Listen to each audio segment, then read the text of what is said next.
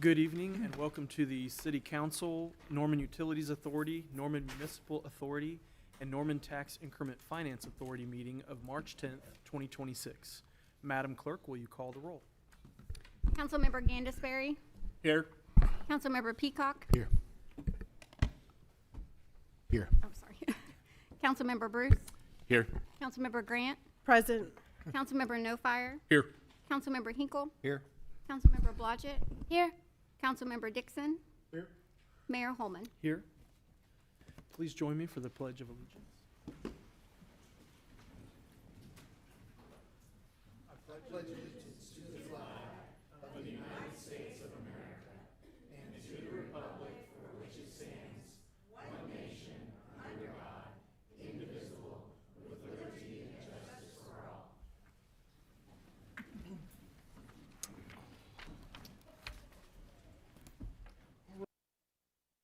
Items 1 through 4 will be voted on in one motion. Item 1 is a proclamation proclaiming Wednesday, April 22nd as Earth Day and March 22nd through May 18th as Green Norman Ecobration in the city of Norman. Item 2 is a proclamation proclaiming the month of March 2026 as Women's History Month in the city of Norman. Item 3 is a proclamation proclaiming March 18th, 2026 as Public Transit Professional Appreciation Day in the city of Norman. Item 4, a proclamation proclaiming the week of May 3rd through May 9th, 2026 as International Compost Awareness Week in the city of Norman. I entertain a motion to acknowledge receipt of the proclamations. Motion? Second. Motion on the floor is to acknowledge receipt of the proclamations. Council members, you may cast your votes.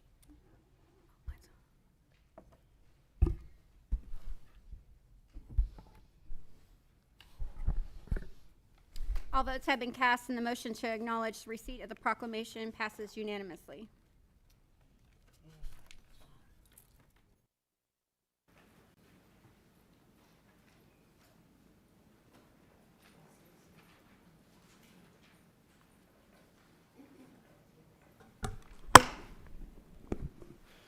All right, if Michelle Laudenbach would like to join me up here.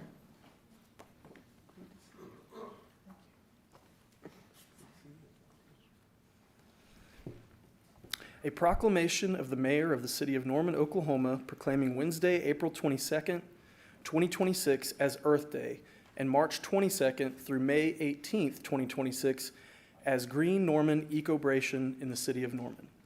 Whereas Senator Gaylord Nelson created Earth Day to increase environmental awareness and to highlight devastating effects of pollution to our air, water, and soil to the nation.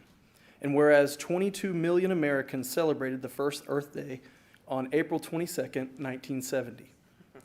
Whereas the City of Norman Parks and Recreation, Utilities, and Public Works Department have planned a series of events to celebrate this important milestone and provide Norman residents an opportunity to get involved.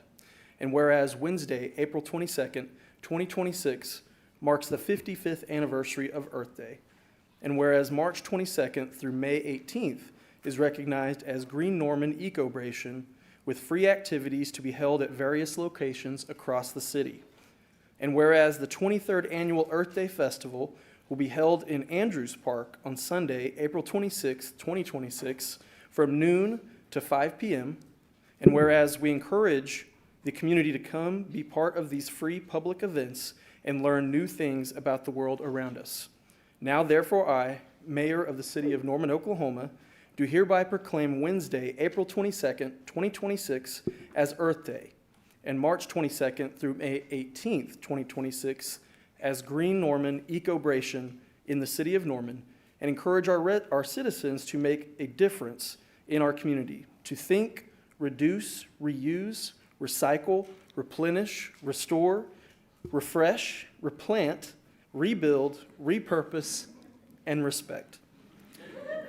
Passed and approved this 10th day of March 2026. Thank you.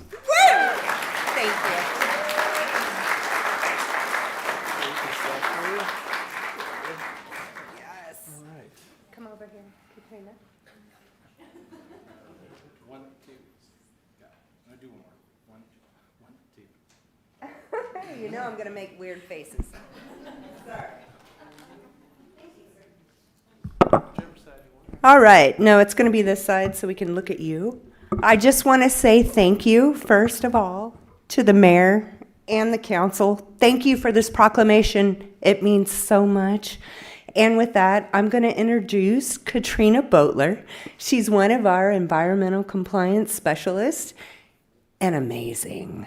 And she's going to accept this proclamation. And please listen to what she has to say and come out to the events. greennorman.org, come out. All right, thank you. Thank you, Michelle. So, first off, thank you to the Honorable Mayor and Council for this proclamation. It truly means a great deal to the incredible city staff, community partners, and volunteers who all make this possible. What I appreciate the most about this proclamation is that it recognizes something that we see every day in Norman, and that's caring for our environment is truly a community effort. This year marks the 56th anniversary of Earth Day, when 22 million Americans stood up and said that the air we breathe, the water we drink, and the land we share are worth protecting. And that's the same spirit that is still alive right here in Norman. It shows up when a neighbor plants native flowers and learns that they're not just making their yard more beautiful, but they're also helping improve our water quality and supporting pollinators. It shows up when students tour our facilities and realize that our infrastructure isn't just pipes and pavement, it's a promise we make to take care of our community. And it shows up when neighbors come together for a cleanup, a workshop, or even a festival. Because in Norman, we don't just talk about caring for the environment. We roll up those sleeves and we do something about it. That's what Green Norman Eco-Operation is all about. From March 22nd through May 16th, we will host events all across the city, including tours, workshops, volunteer opportunities, and our 26th annual Earth Day Festival at Reeves Park on April 26th. 26! Yes, 26. This year's Earth Day theme is Our Power, Our Planet. To me, that means every one of us has the power to protect and improve the place we call home. And when we come together as a community, those small actions add up to something even larger. And that's something Norman does really incredibly well. So my invitation is simple. Come out this spring. Come to a workshop. Join a cleanup. Visit the festival. Bring your friends, your neighbors, your family. Because when a community shows up for the environment, it's really showing up for each one of us and the city. So thank you, and we hope to see every one of you out there.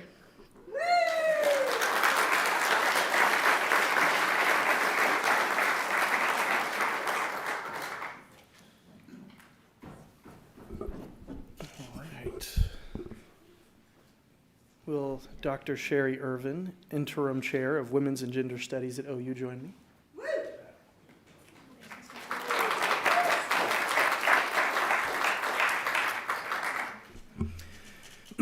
A proclamation of the Mayor of the City of Norman, Oklahoma, proclaiming the month of March 2026 as Women's History Month in the City of Norman. Whereas we proudly recognize that women of all races, nationalities, and cultures have always played a critical role in history and have made historic contributions to the growth and strength of our nation in countless recorded and unrecorded ways. And whereas the 2026 theme of Women's History Month is Leading the Change, Women Shaping a Sustainable Future. And whereas the 20th century made way for the recognition of women's achievements, in March of 1980, President Jimmy Carter signed the first presidential proclamation celebrating Women's History Week. Whereas we acknowledge the contributions of brave women who continued to lobby for equity and made the way for the 1987 joint resolution of the United States Congress declaring the entire month of March as Women's History Month. Whereas in Norman, we are proud of the rich value for diversity and gender equity through local organizations such as Women in Action for All, Latinas Win, Women in Norman, University of Oklahoma Women's and Gender Studies, and Women's Resource Center, among others. And whereas we honor and recognize all women who contribute day to day to enrich our community through their work in arts, sports, science, politics, and education professionals, frontline workers, caretakers, and mothers, and aunts and grandmothers, as women greatly contribute to the healing and hope of our homes and country. Now, therefore, I, Mayor of the City of Norman, Oklahoma, do hereby proclaim the month of March 2026 as Women's History Month in the City of Norman, and invite all citizens to join in celebrating women and their history and the history of their contributions. Passed and approved this 10th day, March 2026.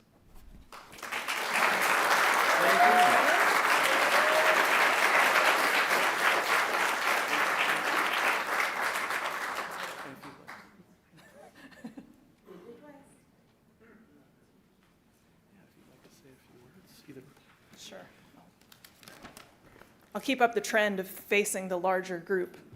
But I'm very grateful to the City of Norman, to the mayor and the City Council for this proclamation, recognizing that all people in our society should have equal rights as well as equal respect for their basic human dignity. We're grateful to women like Susan B. Anthony, who was awakened to the need to fight for equal rights when she learned that she was earning only 25% of what her male colleagues were paid for doing the same job as teachers. We're grateful to Ida B. Wells Barnett, a Black activist who fought for the vote for women alongside white women and declined to participate when white organizers asked women of color to march in the back of the 1913 suffrage parade in Washington, D.C. We're grateful to Zitkala Shah of the Yankton Dakota Sioux, a survivor of the residential school system that sought to erase Native American cultures. She worked for women's suffrage, and after the 19th Amendment was passed, worked to mobilize white women to support Native American rights that remained unrecognized. We're grateful to Fannie Lou Hamer, who experienced forced sterilization through a non-consensual hysterectomy, a common way of controlling the reproduction of women of color, and later organized for voting rights and racial equality in the 1960s, experiencing arrest and being fired from her job and beaten by police, leaving lifelong injuries. In our current era, we still need these forms of leadership.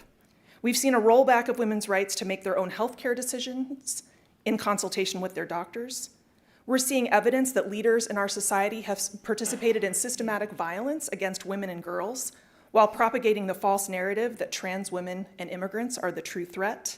And there's an upsurge in rhetoric questioning whether women should continue to have the right to vote. I'm grateful that the City of Norman continues to affirm that equality is a core value that must be actively upheld to shape a sustainable future.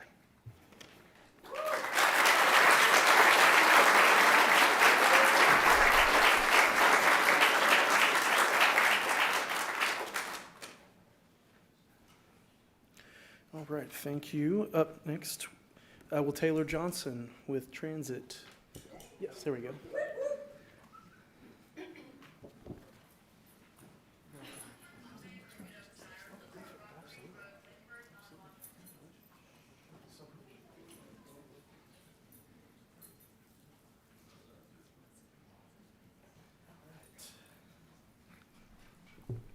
A proclamation of the Mayor of the City of Norman, Oklahoma, proclaiming March 18th, 2026 as Public Transit Professional Appreciation Day in the City of Norman.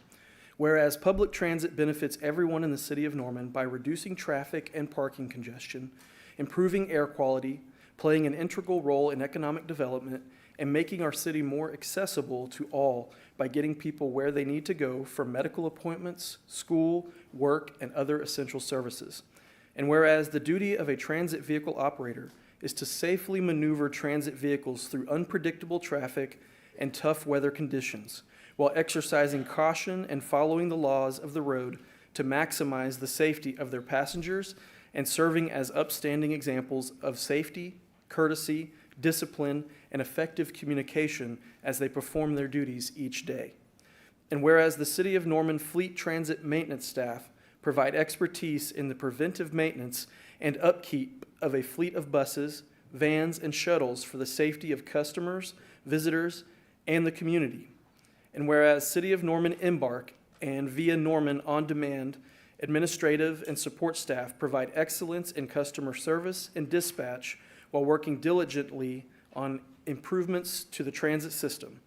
And whereas the City of Norman Public Transit Services travel in excess of 622,293 miles and facilitate more than 549,832 passenger trips annually in Norman. Now therefore I, Mayor of the City of Norman, Oklahoma, do hereby proclaim Wednesday, March 18th, 2026 as Public Transit Professional Appreciation Day in the City of Norman and invite members of the public to share their appreciation for these professionals as they make use of public transit services. Passed and approved this 10th day of March, 2026.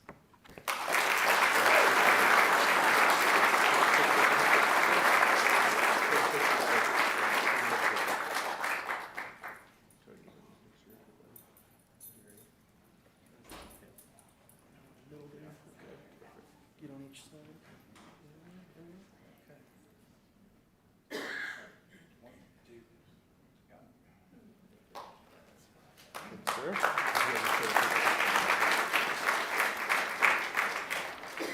Well, I'm not going to buck the trend of turning around, so thank you, Mayor and council members, for this proclamation. I think this is the third or fourth year we've done this, and I get to always brag about our transit services every month at our Community Planning and Transportation Committee meeting, but it's really these folks and the other staff members they represent that do the work, and we get to brag about all those great statistics that you heard about and all those things that we get to reap the benefits from. So with that, I have Annie Jamerson, lead fleet driver for the Via Norman On Demand system that we have here.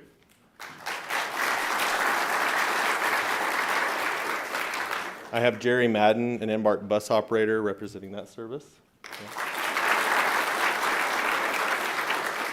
Todd Marino, he's one of our Embark route supervisors.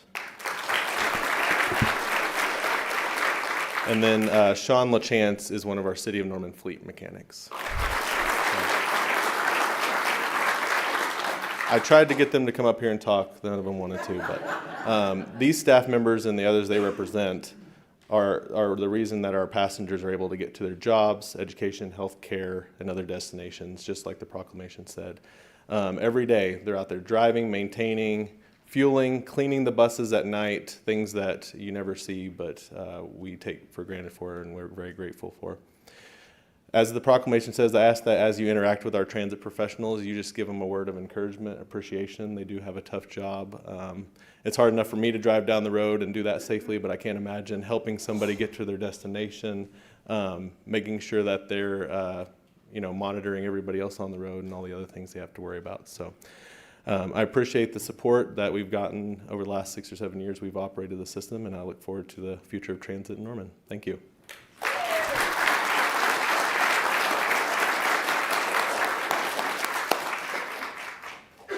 Thank you, guys. Thank you. So will Lisa Rourke Brewer and committee please join me at the podium?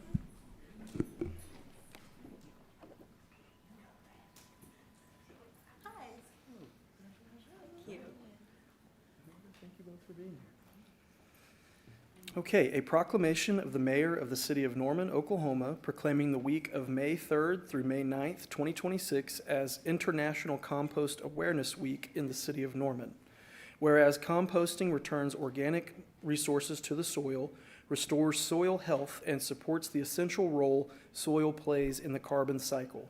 And whereas the use of finished compost is a proven method to grow healthy food, conserve water during drought, reduce erosion and non-point source pollution, decrease reliance on chemical fertilizers, and improve resiliency during extreme weather events.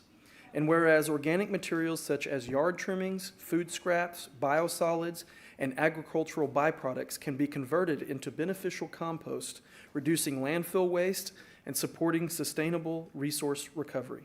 And whereas communities, public works professionals, farmers, gardeners, and residents can positively impact clean water, climate resilience, and local economies through composting programs that create green jobs and strengthen infrastructure.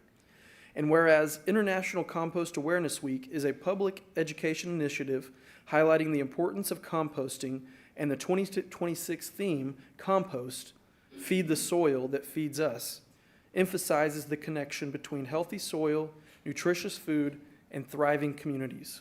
Now, therefore, I, Mayor of the City of Norman, Oklahoma, do hereby proclaim May 3rd through May 9th, 2026 as Compost Awareness Week in the city of Norman and encourage all residents to recognize the value of composting in sustaining healthy soil, healthy food, and healthy community. Passed and approved this 10th day of March 2026.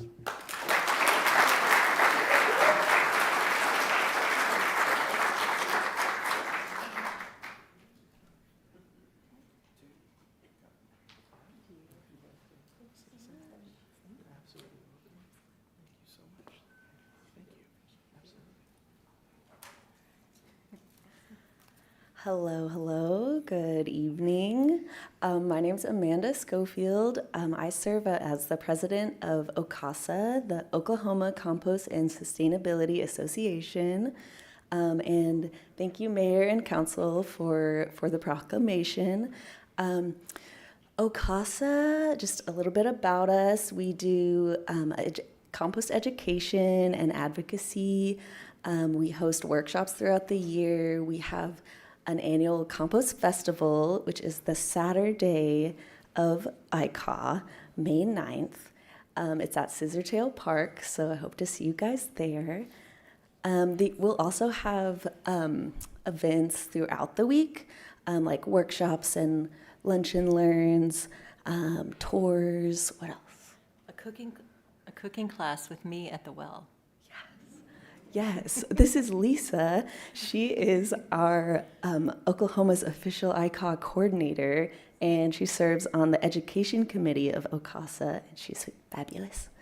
Yeah, we also do an annual conference in the fall, and we have a membership program that helps fund our programming if you'd like to join.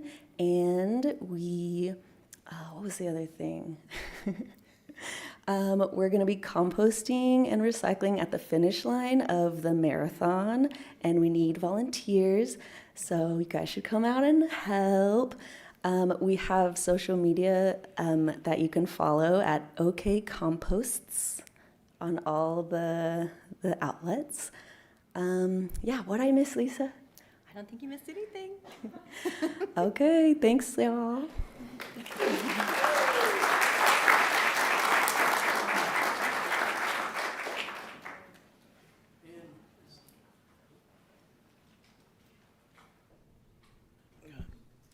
All right, just a point of information too, there is a tornado watch. City staff is keeping an eye on that, and will keep us posted if that changes, and if we need to do anything about it. But right now, it looks like it's fine.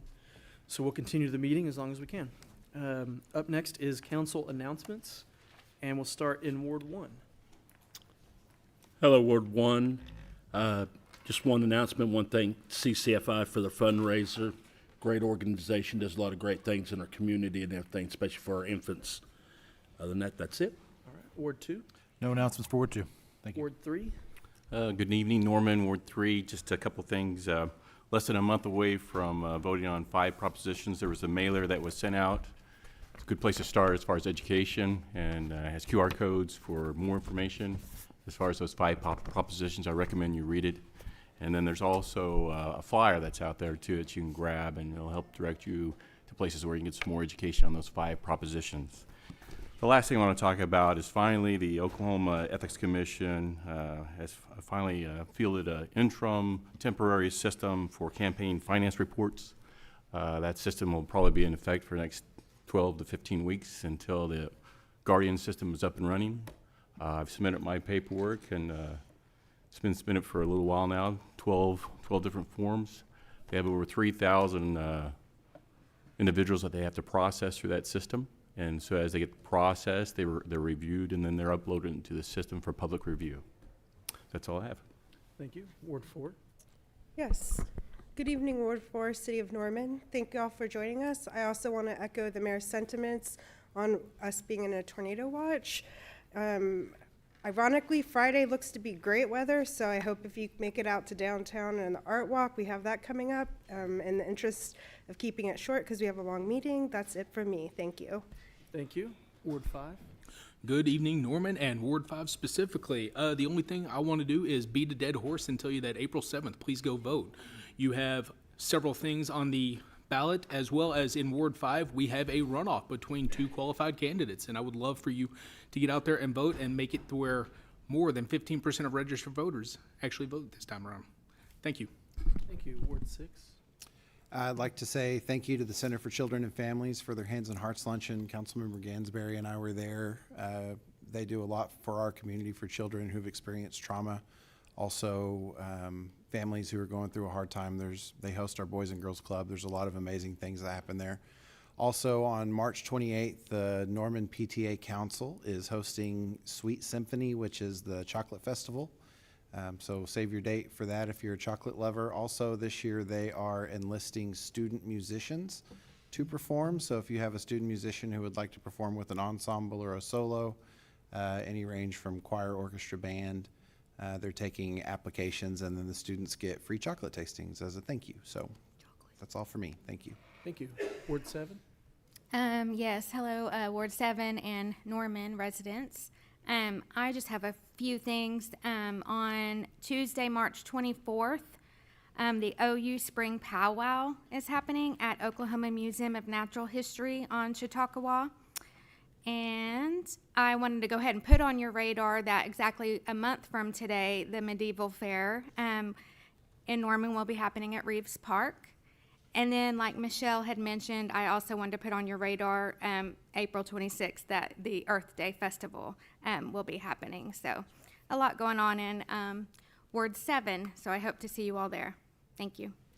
Thank you. Ward 8. No announcements for Ward 8 tonight. All right.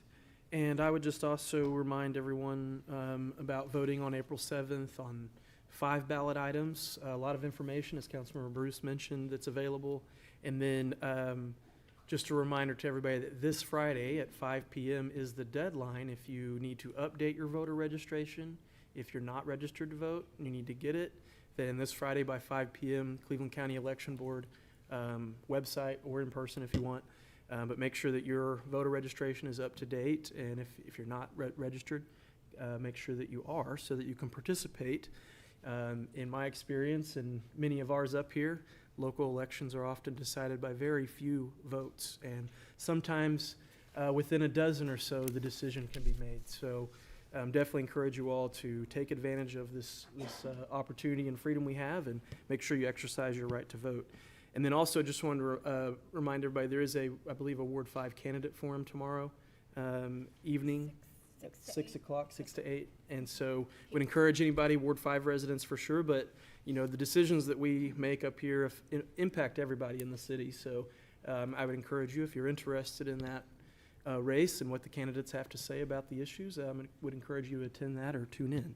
And with that, we will move on to the consent docket. And this item is placed on the agenda so that the City Council, by unanimous consent, can designate those routine agenda items that they wish to be approved or acknowledged by one motion.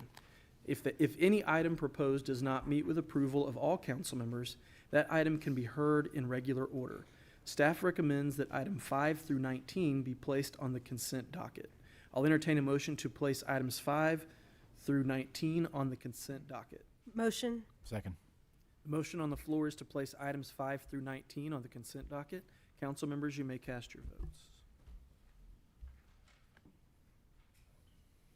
All votes have been cast, and the motion to place items 5 through 19 on the consent docket passes unanimously. I'll entertain a motion to approve the consent docket. Motion. to approve. Second. Are there any comments from council regarding any item on the consent docket? Seeing none, the motion on the floor is to approve the consent docket. Council members, you may cast your vote. All votes have been cast, and the motion to approve the consent docket passes unanimously. All right, non-consent docket. I would like to recognize Councilmember Peacock for an announcement regarding item 20. Thank you.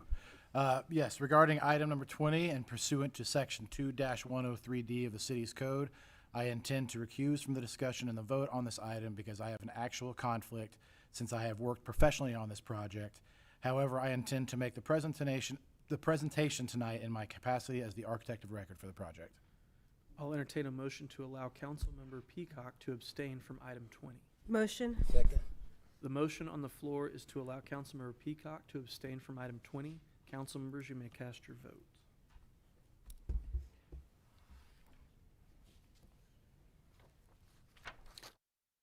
Passed, and the motion to allow Councilmember Peacock to abstain from item 20 passes unanimously.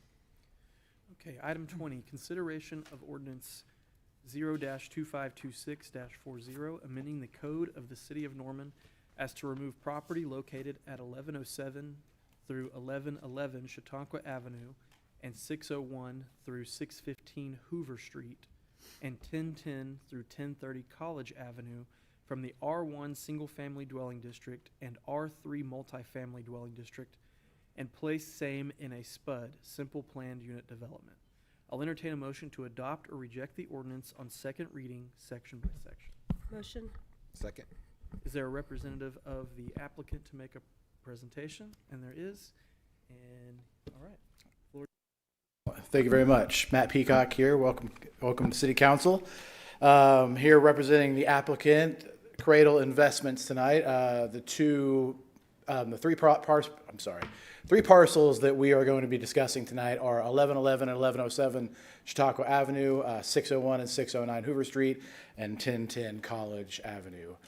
Just a little background on this project. Originally, we had submitted a much more scaled down version of this project. It was originally just on 1107 and 1111 Chautauqua there. You can see the green parcel highlighted on the left side of the screen. When we presented this project at Planning Commission, we received a number of resident concerns regarding it. Originally, it was a 24-unit project. It only had 21 parking spaces, and so that was a point of contention. It had a single access point onto Chautauqua. It was utilizing residential polycart trash service. It had greatly reduced setbacks at Chautauqua, 3-story height at Chautauqua, and it had a maximum 85% impervious coverage. So in an effort to address several of those resident concerns, we pulled that project from consideration and it submitted a revised project, which included 601 and 609 Hoover, as well as 1010 College Avenue. You can see that the Chautauqua properties are zoned R1 existing, and the Hoover and College properties are existing zone R3. Here's what that zoning map looks like from a kind of a more regional perspective. You can see all the green parcels are R3. On the right, you'll see the AIM Norman 2045 future land use is designated as urban medium. That's east of Chautauqua is urban medium and west of Chautauqua is urban light. That distinction is important to note as we go forward. One thing I want to point out is on these green parcels, R3 zoning means that all those parcels could go 3 stories by right without coming to City Council for special approval. So another important consideration to keep in mind. So what is urban medium? It's the land use category in AIM 2045 that designates this area to receive medium intensity with opportunities for more intense master plan developments. It states that 3-story buildings are common and developments may go up to 4 stories. Higher intensity multi-unit residential housing would be allowed. Parking is secondary to the movement of people and the visibility of destinations, and lower intensity residential uses are not appropriate. So it's hard to see from the audience perspective, but on this slide, you can see on the southwest quadrant, basically south of Lindsay, west of Chautauqua, that is all the urban light designation. And then north of Lindsay, east of Chautauqua, you can see that orangish color, that's the urban medium. So that's the area that allows the points that I just outlined on the previous slide here. So what I want to point out is that west of Chautauqua, you'll see that most of the existing zoning is R1. About 90% of the existing zoning is R1. But east of Chautauqua, about 94% of the zoning is already zoned R2, R3, RM6, or commercial. And so already zoned a more intense, more dense residential use, and that is the use that we are actually seeking tonight. Here is a kind of a bird's eye view of what that condition looks like. Again, to the west of Chautauqua, you see the urban light. To the east of Chautauqua, you see the urban medium, and it's pretty clear the difference that there are much more dense, more heavily parked, larger scale projects to the east of Chautauqua. To the west, those are more single family homes, 1- and 2-story dwellings. The color coding on the site here, the blue buildings are 2 floors, yellow buildings are 3 floors and up, with actually the majority of them being 3 floors already. So here's the proposed site. The aerial shows, you can see the 2 Chautauqua properties that were originally zoned R1, the Hoover properties, and then the college properties. Here is how those overlay with a little bit of color to kind of help read a little simpler. And then here is how the site would be developed as our proposal entails. This would be 108 units. These are going to be condominiums for sale. They're either going to be larger 1-bedroom or 330 square foot micro units. We have provided 109 parking spaces for the project. There's 88 on site, 21 on street, and then there are 28 additional parking spots included on the far right of the image. Those are actually provided for the Lambda Chi house because there is a property swap going. They own the blue parcels on the left side of the page. They are losing parking because of the Lindsay Street expansion, and so it's a win-win for both to do a property swap, provide parking for them, and it makes our development work by providing an access point for us onto Hoover. In this scheme, we reduced the impervious coverage from 85% to 79%. We are providing 40 new trees. Again, the entrance and exits have been removed from Chautauqua. That was a big point of contention with the neighbors. They felt like the traffic impacting Chautauqua was a big negative, and so the only access points are now on Hoover and College. The existing setbacks remain, except for at College. So again, when we had the original project, there was the buildings 1, 2, 3, and 4 were actually pushed quite close to Chautauqua, almost to the sidewalk itself. And so we backed those up at the request of the neighborhood. And there's also commercial trash service now instead of the residential polycart service. So with this scheme, we were able to address a lot of the concerns from the original project. Not all of them, but we felt like the expanded version here really gave us the opportunity to tackle those. One of the requests from the neighbors was to provide a 6 to 8 foot solid masonry wall as shown on the red line at the north of the screen there. We looked at this, we modeled it, we met with planning staff, we put together renderings, really looked at it from every angle. Ultimately determined that it created too many unsafe conditions because if you think about it, there's going to be a lot of blind spots behind that wall, a lot of potential for danger in weight, for undesirable camping locations. There are a lot of things that recur by providing that wall and the blind spots that come with it. So we, as a compromise, proposed a shorter wall. I don't think that necessarily met the intent of what the neighbors were after, and so we're still in discussions with them. I'll say that this piece is still kind of outstanding. I want to honor their wishes, and I want to honor their requests and trying to find some sort of common ground solution here. And so I'll just say that this one is still a little bit of gray area, but we have every intent to satisfy their concerns. I'm just going to really quick show why that bit tall wall was a problem. Norman Police Department follows principles called CPTED, C-P-T-E-D, that's crime prevention through environmental design. And it kind of alludes to what I was just saying, that landscaping should not create blind spots. Walkways and direct pedestrian traffic should remain obscured. Locate green space so it can be absorbed by nearby houses. Design lots to encourage interaction between neighbors. Basically, a lot of the things that wall would prevent from happening. And so, again, we felt like it was really appropriate to not provide the tall wall, but are absolutely trying to find some compromise there. This is what the aerial looks like from more of a 3D presentation.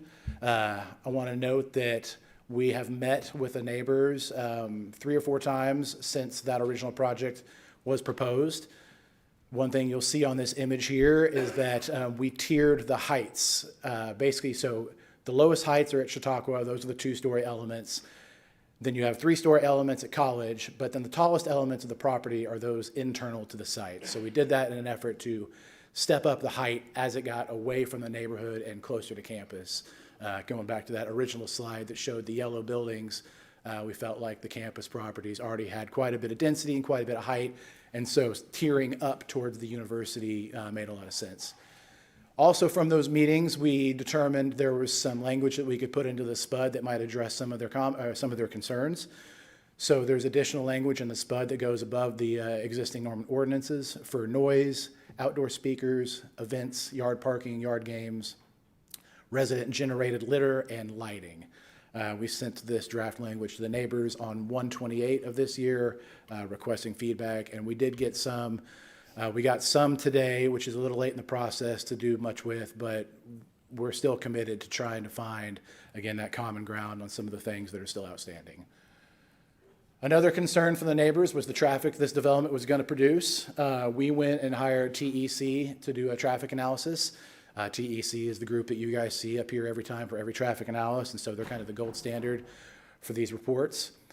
In this report, they basically note that this project is only generating about 25% of the traffic that would require a full traffic impact analysis, and so their summary is that no traffic-related issues are anticipated, and as a result, no traffic control or geometric roadway improvements are recommended as a result of the proposed development. The demographics of this, I've heard a lot at Planning Commission and earlier meetings that this is just a student housing project, and I very much want to lean into that narrative and say this is not a student housing project. We are being very intentional with the product that we're bringing to the market. The idea is that these are geared to the person that has outgrown student roommates, outgrown fraternity life, maybe not ready to set down roots in the suburbs yet, and it's kind of that young professional target that we, as a city of Norman, really does a poor job of retaining, and the reason I hear a lot of is because it's a lack of housing options. I know when I was this age, I did not want to have roommates anymore, didn't want to live out, again, on the edge of town in the suburbs. There wasn't a whole lot for me in Norman, and so I ultimately moved to downtown Oklahoma City. That is something we are trying to avoid. The other end of the spectrum of this is, and I'll be perfectly honest, it's not the target demographic, but it is absolutely a demographic that we think will be interested, and that is people that have aged out of their large home in the suburbs. They're no longer interested in maintaining a large home, large yard, all the utilities, all of the maintenance that comes along with it, and they're looking to downsize to a more compact, dense, walkable type of development. So these are the renderings. On the left is the corner of Chautauqua and Hoover. That's the southwest corner. You can see the two-story elements at Chautauqua, and then it tiers up, like I said, from there. On the College side, that's the southeast corner. Again, the three-story elements at College, and then it tiers up to basically what we're calling a half-story. It's the fourth floor, but it's only for half of the building behind that. And those are internal to the site, again, to keep the most of the height and the scale to the internal side of the project. Here is the parking lot view from Hoover. I apologize that that nighttime rendering doesn't show up very well on the screen. And I'm really sad that this nighttime rendering doesn't show up well on the screen, but I learned at Planning Commission it shows up great on the screen behind me. So if you're interested in seeing it, it's a beautiful rendering. This is the view from College. It shows the alleyway basically between the buildings that create the pedestrian thoroughfare. The doors for these buildings will open up onto this green alleyway, and so we think it's going to be a really great active space that residents are able to enjoy. So just a quick summary. This is from the staff report. The development is consistent with the urban medium land use policy. The height of the proposed development is within the range desired within urban medium areas. The proposed development is in accordance with AIM water and wastewater utility master plans. And the applicant is proposing a new type of housing that is needed and supported by AIM Norman. I want to emphasize needed and supported. Planning Commission voted on this project, and they voted unanimous 7-0 to approve it, and we're really very proud of that record. And with that, I want to open up to questions from you guys. Thank you. All right, let's see. I would like to recognize Councilmember Grant for an amendment to subpart 3M. Is that? Can you do it now? Okay. Yes, I would like to make an amendment to subpart 3M of the SPUD narrative to prohibit outdoor amplified sound similar to a professional sound system. Is there a second on that motion? Do we have a second? Are there any questions or comments from council regarding this amendment to Subpart 3M of the SPUD narrative to prohibit outdoor amplified sound similar to a professional sound system? Questions from council members? Councilman Bruce? Just curious, so there was an actual sound system in the design, external, okay. No, those were one of those comments that came in today, and it was a point of concern for the neighbors that they didn't want to have large parties and large sound systems as a result of this project. I think they're dealing with that already with some problem neighbors, and so we're trying our best to address those concerns. And this was actually language provided by the neighbors. Seeing no further questions from council, this is an opportunity for members of the public to make comments regarding the item as amended. Well, making comments about the amendment, right? Correct. Comments about the amendment specifically. Yeah, we're going to take comments on the amendment first before you vote. So, comments from the audience on just the amendment as it is of the SPUD narrative to prohibit outdoor amplified sound similar to a professional sound system. Yes, please.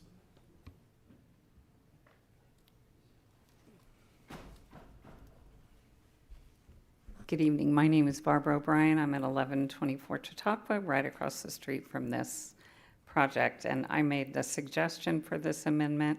I appreciate your considering this amendment. We currently have parties that happen at the Kappa Sig House with professional sound systems, DJs, professional laser light shows, and a stage. So we want to avoid any amplified outside noise, particularly those that would be a sound system similar to that. I don't know what the best language is, but anyway, you can see we don't want to have another place that might be a place for outside parties. And they have them in their parking lot, so you might think that this might not happen, but we think a lot of things wouldn't happen in these areas that do. So thank you for your consideration. Thank you.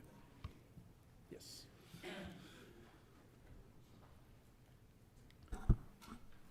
Steve Ellis, Ward 4. I want to speak in favor of this amendment. It seems to me that this is the kind of amendment, although maybe not the only one that you should consider, that will go some way toward guaranteeing that the people who are the purported target of, excuse me, of this housing unit will be the people who are moving into this housing unit. My understanding is that the condominium nature of it is likely to draw different people in that particular kind of area, and my guess that not recreating an adult frat house would probably be useful, which this amendment goes some way toward. So I'm in favor. Thanks. Thank you.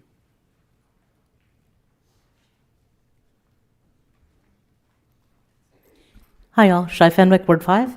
I would like to speak in favor of the amendment as supporting, again, the way that the folks in that neighborhood would like to live, their safety, their security, and preserving their way of life. And I think that it absolutely acknowledges that request, that concern, and it honors that way of living. So thank you very much, and I'd like to, again, support that amendment. Thank you.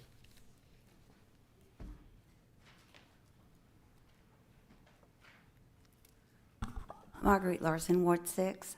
I think the amendment is great. I'm in favor of it. My only question is, if there is still negotiations going on with the inhabitants in this area, I find it difficult to be able to make a decision until everything has been finalized with the habitants. Thank you. Thank you. Any other comment about the amendment on this item? Okay. Yes, please approach.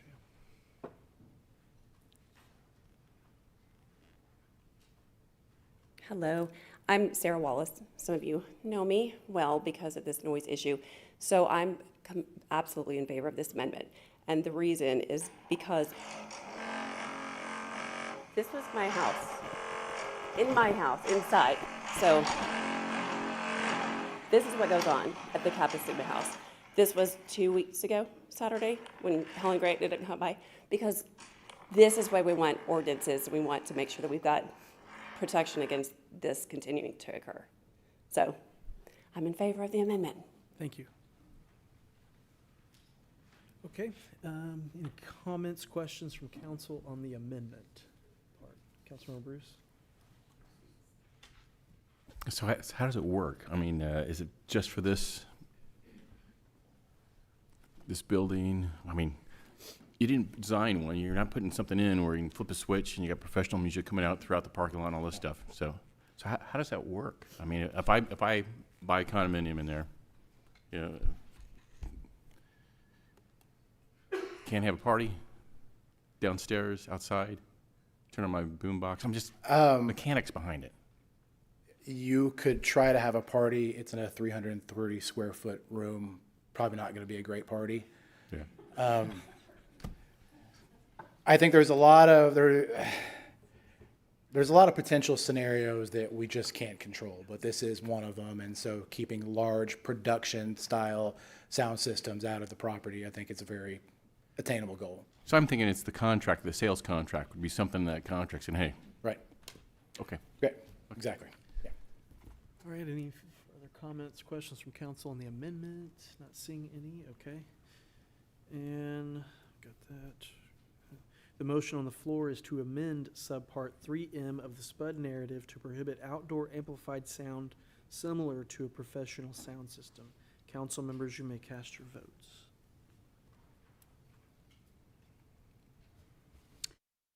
Passed, and the motion to amend subpart 3M of the SPUD narrative to prohibit outdoor amplified sound similar to a professional sound system passes unanimously. And Back to the main motion on the floor, which is to adopt the ordinance on second reading as amended. Well, Let's do public on the, comment first. so we're doing a vote on the amendment though. Yeah, let's And we do, just took comment on the amendment. right, we already have a motion on the floor. So this is a So vote. this is the public comment part for the web form. But you've opened it up to the floor. We didn't vote on whether, okay, we did, no, got it. We're good. Okay. Yes, council comments first. All right. Sorry, kind of got out of order. Any questions or comments from council for the applicant? Councilmember Grant. Yes, I was curious about stormwater and how that will be handled on site. Let me go back a few slides here so I can show you the site plan. So you'll see in the parking lot some dashed lines there. Those are infiltration trenches. And so those are underground trenches that have the roof drains all piped into them. And so the parking lot stormwater as well as the roof drain stormwater will all be piped into that central collection system and then discharged into the stormwater system. Okay, thank you. That was my only question from the presentation. Councilmember Blodgett. Yes, hello. So this is in Ward 7, so I feel I should speak up about it. My concern is that if we all up here voted no on this and killed this project completely, that wouldn't stop development from happening there. So my concern is that if development did happen there and this project was gone and development still happened there, I would be really concerned in if they would work with the neighbors as much as Mr. Peacock has. And I doubt that would happen. And so I appreciate how much he has tried to work with the neighbors. And so for that reason, I will be voting yes on this. Thank you. Okay, any other council members' questions or anything for, okay? It's up to you if you want to. And then, If you want to come off with this sheet, since it's been amended, yes. give them the opportunity. Yeah, we'll go with And the then people we that can signed up and then, Okay. yep. Okay. All right, this is an opportunity for members of the public to comment on the proposal as amended. And we have a list of people that signed up, and so we'll start with that. Stephen Ellis.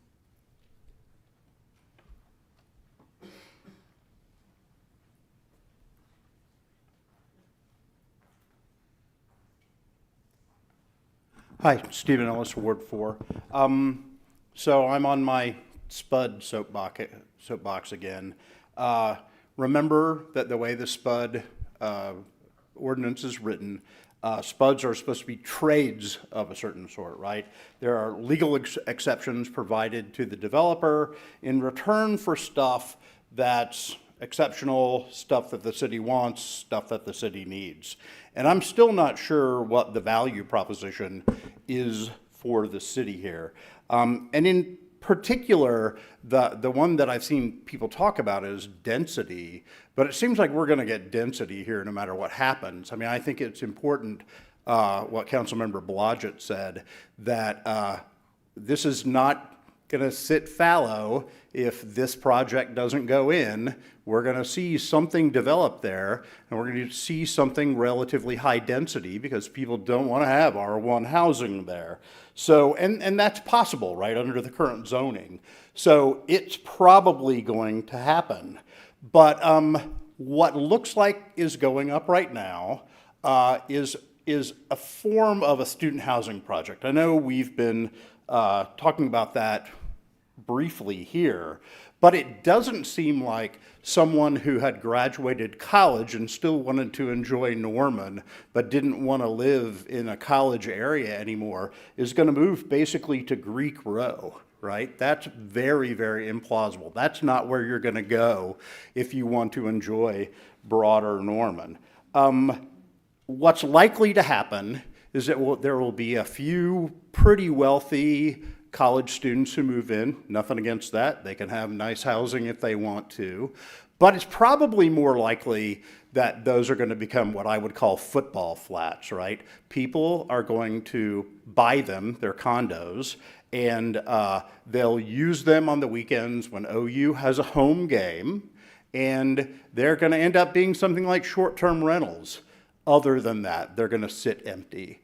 So my suggestion is that this is going to be the place where people go for homecoming to relive their college experiences rather than something else. And given that that's likely to be the case, or so I would claim, I mean, it's something I certainly think you guys should investigate before you vote, I think we should think about whether or not that's the sort of highest and best use of that land when we've got a lot of housing needs in this city. So my suggestion, if you want this to go through and you think it will work on its original form, is make it part of the SPUD that they can't be short-term rentals. And, you know, if I'm wrong and the place fills up, that'll be exactly right. If I'm right and it's likely to turn out to be football flats plus short-term rentals, I think that would probably not be great for the city. So maybe you want to consider amending this to not allow short-term rentals on these places. Thanks. Thank you. Marguerite Larson. Well, I actually didn't think about the short-term rentals, but that seems pretty smart, because that's been a problem for housing in Norman anyway, where people would just buy the house and then they rent it out and it's short-term. And so I think that's a good idea. I think y'all ought to think about that. Thank you. Luigi Pavani.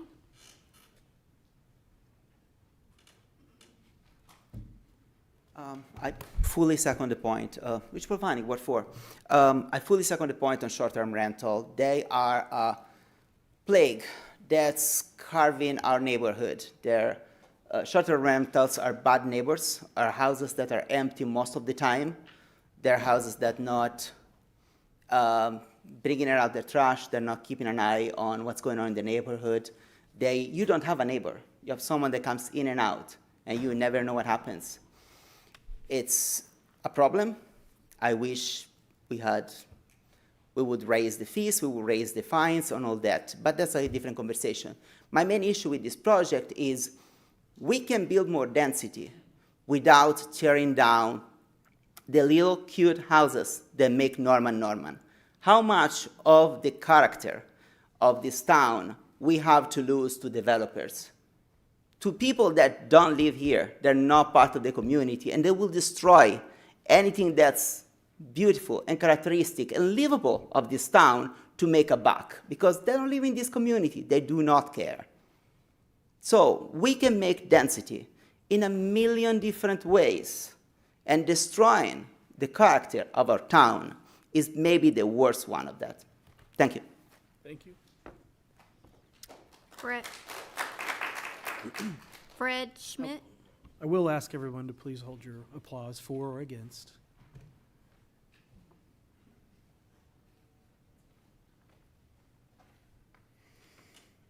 Good evening, Mayor and council members. My name is Fred Schmidt. I'm a Norman resident and a member of the University Lutheran Church. We live right across the street from this proposed project. I'm here to express the concerns of our congregation in regard to the proposed development on College Avenue. Our church members, along with neighborhood residents, have displayed a concerned interest in this project because it is literally in our backyard. University Lutheran residents, along with neighborhood residents, attended the pre-development meeting on January 22nd, the commission meeting on February 12th, and we were informed in both of those meetings that the presentation to the City Council would be early March, which we believed would be the first reading. We recently discovered that the project was on the agenda on the February 24th City Council for its first reading, which we were not aware was taking place. The protocol presented in city documents indicates that after a planning commission hears requests for rezoning, it's forwarded to all of you at the City Council approximately 3 weeks later. In this case, it actually happened 12 days later, which threw us all off guard. The church and neighborhood have been clearly engaged and actively engaged in reviewing the project with a sincere desire to seek solutions that will benefit all the parties. We have not had the opportunity to discuss the project with the developer and architect, who have indicated they are open to discussing modifications, and we're glad that they have a listening ear tonight. We've been actively pursuing the opportunity, but a meeting has not taken place, at least not with the church. The final version of the SPUD narrative outlining zoning regulations for the development became available as an attachment to your packet this evening. Our cursory review of the narrative since downloading just this past Sunday has raised several concerns. We're concerned about the opportunity to present our reservations to the council, along with the opportunity to have meaningful discussion with the developer in regard to this project. So in order to allow productive discussion towards meaningful solutions, we're seeking a way to allow time for discussion. As an alternative to postponement, we respectfully request the opportunity to discuss an amendment to the SPUD narrative with the developer and the architect for presentation to the next council meeting. Thank you very much for your time. Thank you. Joe Grabowski.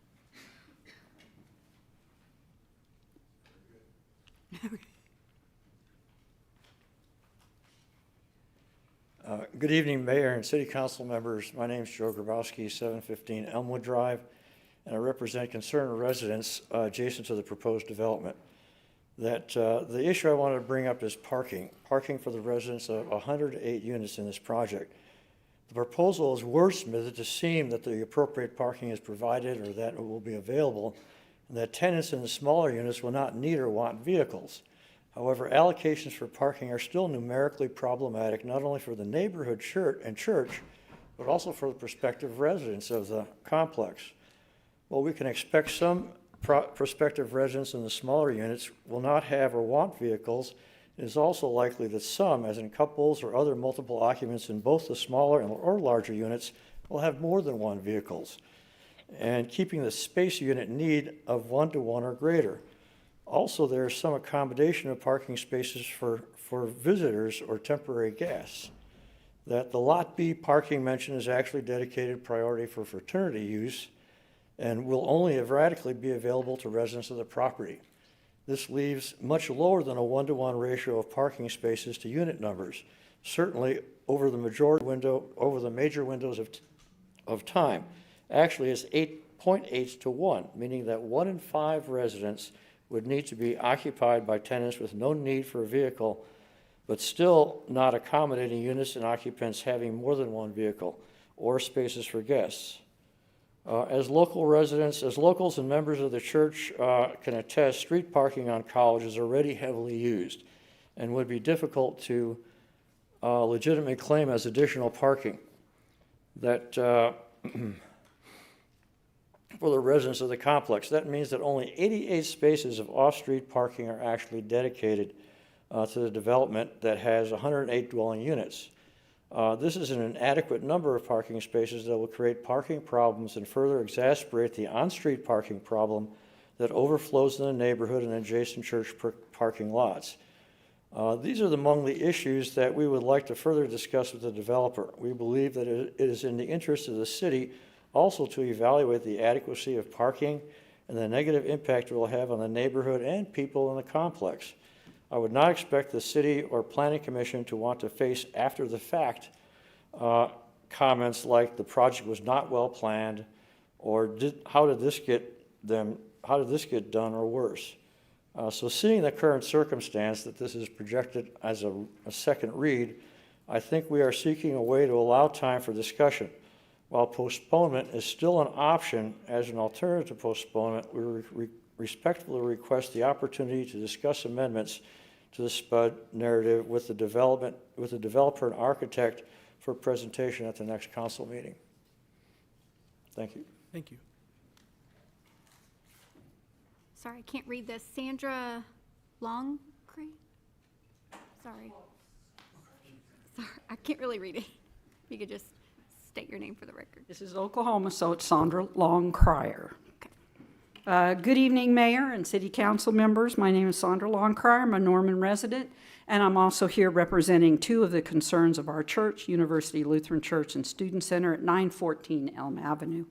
With this project, we have two concerns, in particular, the height of the buildings and the density, which also affects the parking, as previously stated. Our goal is to bring a solution to these concerns for consideration tonight. We all, including you, are making assumptions based on the information provided by the developer and government reports regarding our Norman citizens.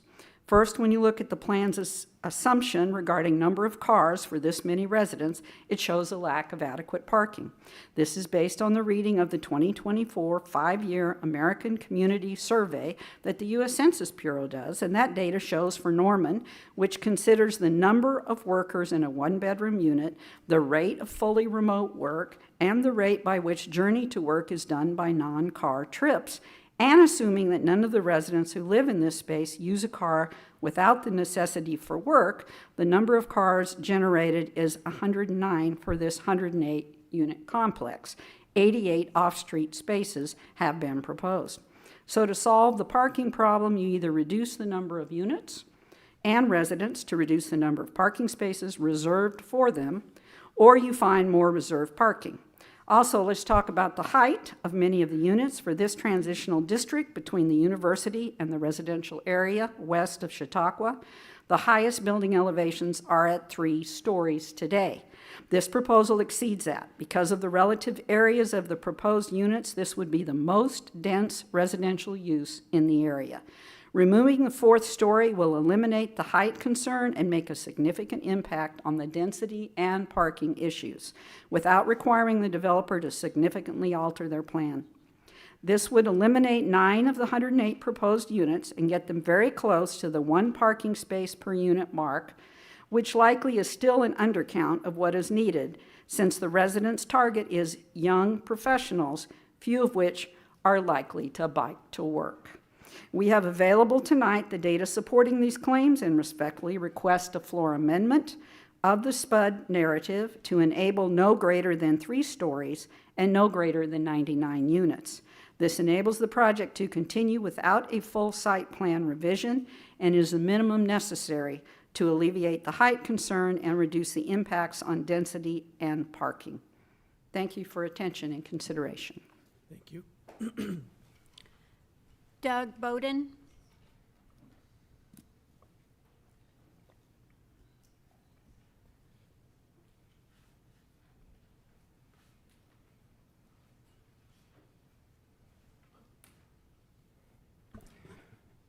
Good evening, Mayor and City Council. My name is Doug Bowden, and I'm a Norman resident, and I go to University Lutheran Church also. We have some questions regarding the proposed condominium development at the 1010 College Avenue. The City of Norman is challenged with the management of stormwater runoff. The proposed project density exceeds any maximum site density allowed, and that's the ratio of total buildings to square footage to land area, creating a very densely populated site. But of greater concern is the percentage of impervious ground being proposed that also exceeds the maximum allowed in a multifamily development. This excessive impervious area will create far greater stormwater runoff than the site has historically experienced. The Elm Avenue, which is a block away in Lindsay, already floods. If we have any more water going in there, it's going to be even worse. And in lieu of the detention pond with a controlled rate of discharge, this project is proposing trenches that rely on water percolating into what we all know is predominantly clay soil. This approach to stormwater runoff should be tested in advance of the proceedings to construct permitting to avoid any costly design changes and delays. Therefore, we respectfully request that time is allowed for soil testing to determine whether water percolation is sufficient to handle stormwater in that area with the quantity of impervious ground. We ask for time to discuss this item with the developer and architect, with the results being presented at the next council meeting. And thank you. Thank you. Sarah Wallace.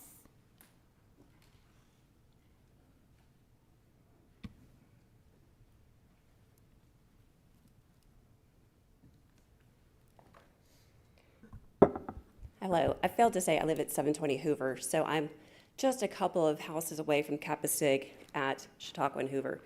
I'm on the west side of Hoover. I want to say thank you for listening to us. As you all, many of you all know, this is a very emotional issue for us. It's very difficult for me to speak about this because this has been my family's home for a couple of decades, as well as many of the other residents.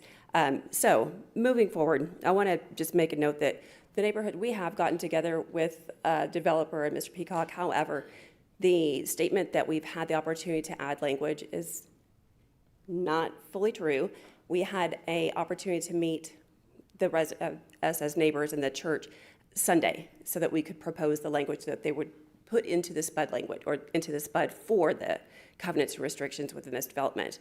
I think that's important to state because what you're going to hear from all of us is just asking for the opportunity to be able to put some of these things into the covenants and restrictions of this development. And that's where what we know is happening is our neighborhood understands that development is a part of a growing city. We are very aware. We also deal with a lot more than other parts of Norman because of that growth and the shifts that have occurred between short-term rentals and condominiums, et cetera, but within our developments or our neighborhoods. We are used to dealing with amplified music and large gatherings that spill into the streets, parking congestion, OU parking. We all know this is a part of living around campus that we are well aware of and that we choose to continue dealing with instead of selling our homes, moving other places. Again, what we're looking for is just to be able to have some opportunity to put into what this development, what we need for this city to be able to enforce as far as a good neighborhood standard of living together in a medium density to a smaller or residential neighborhood. I forgot what the language is here. Again, we're asking for just simple safeguards to be included in this project for the covenants. And also in that language, the enforcement of those covenants and or the city ordinances that help prevent things like the amplified music, et cetera. Again, taking these steps now is what we're asking for. We just want that opportunity. So if we could continue working with the developer, we realize this is coming to a vote, but if we could continue working with that developer in that language with that SPUD so that we can have some of these concerns addressed. Thank you. Thank you. Barbara O'Brien.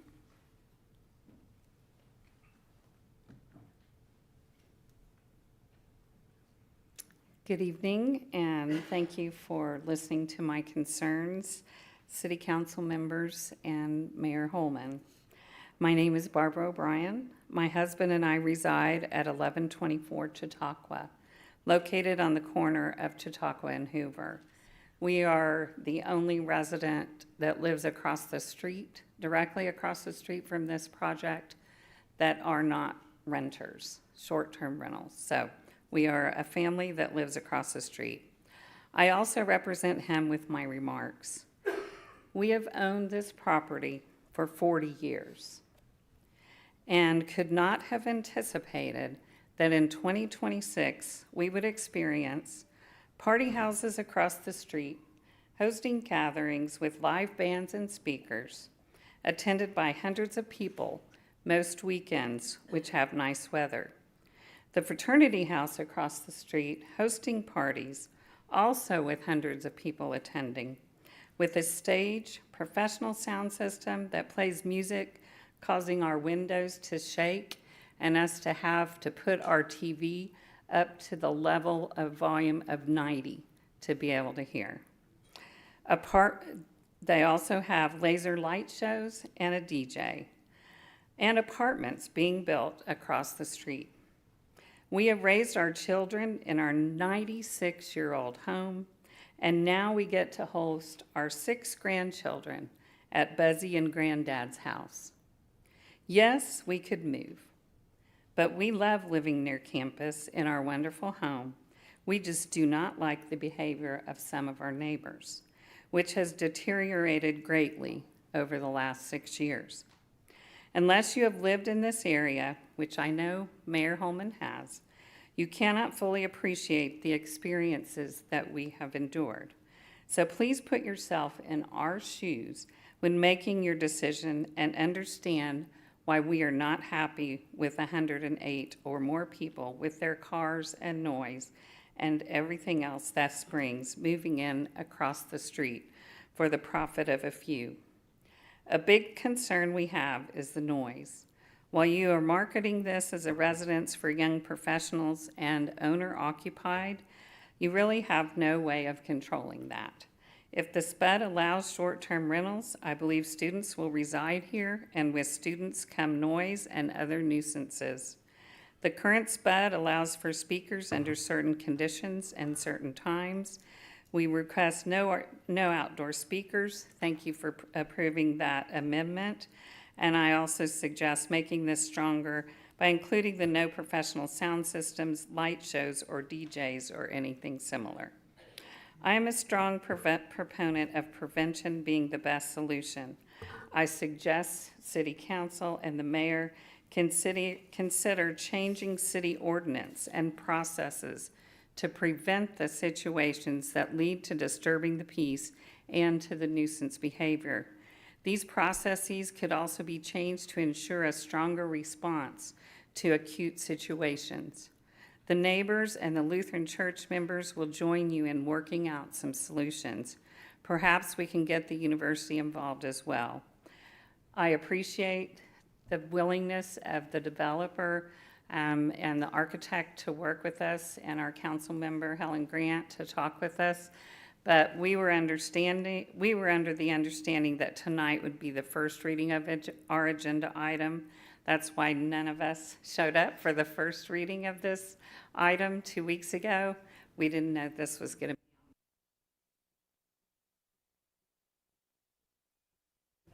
to the SPUD narrative with the developer and architecture for presentation.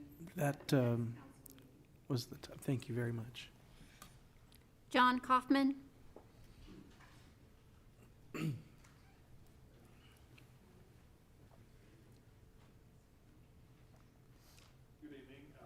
Kaufman, 725 Hoover Street. Lived there for 26 years with my wife, raising my kids there. Over the years, we've seen the neighborhood get louder and louder, traffic getting worse and worse, especially as Chautauqua backs up. People start using Hoover as the way to get around the Lindsay backup. So as I see that happening, it's not something I can't deal with, but adding 108 residents there who will be driving their cars you know, coming out of Hoover, going across the street, or coming around Hoover to get to the other side of Chautauqua, there's going to be a pretty big traffic jam on Hoover. And we've got speed bumps there and everything else, but people speed through there constantly. Also, parking is a big issue I have. We already gave up our side of the street, which is the north side of the street, for 8 to 5, no parking, Monday through Friday. So if I have friends come over, if I have people need to work on my house, they have to park on the other side of the street if there's a space available, or take a risk of getting a ticket.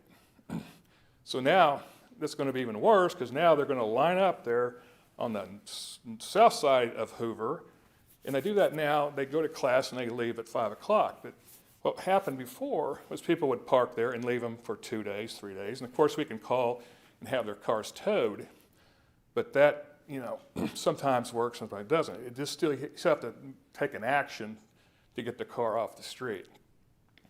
Now, this project will have impact. It's a kind of a thing that, you know, you have more people, you got more problems. I understand progress has to happen, but we really need some safeguards against what's going to happen there. And it will be young people, yes, but I can't imagine anybody that's got a degree wanting to stay there and work in the city or somewhere else in Norman in an area that's packed with kids constantly. I just don't see that. Anyway, that's here and there, but my main concern is the fact that there will be a lot more congestion right there. And having the wall in front of the Chautauqua side of the thing is, we've got to have something there to keep the kids from coming in and going through the alley there, or what will be the separation of the buildings. Because I tell you what, on a Saturday night, there is herds of people coming and going, and they find whatever place they can do to make a shortcut to the party, wherever the party is. Coming up Hoover from my side, coming from the towers. Now that's not a big deal, you know, but you're adding 100 people. And I guarantee it, they're going to be going to some of these parties. So anyway, I appreciate you listening to me gripe about things, but it is going to have some impact. Thank you. Thank you. Catherine Bowden? Bowden?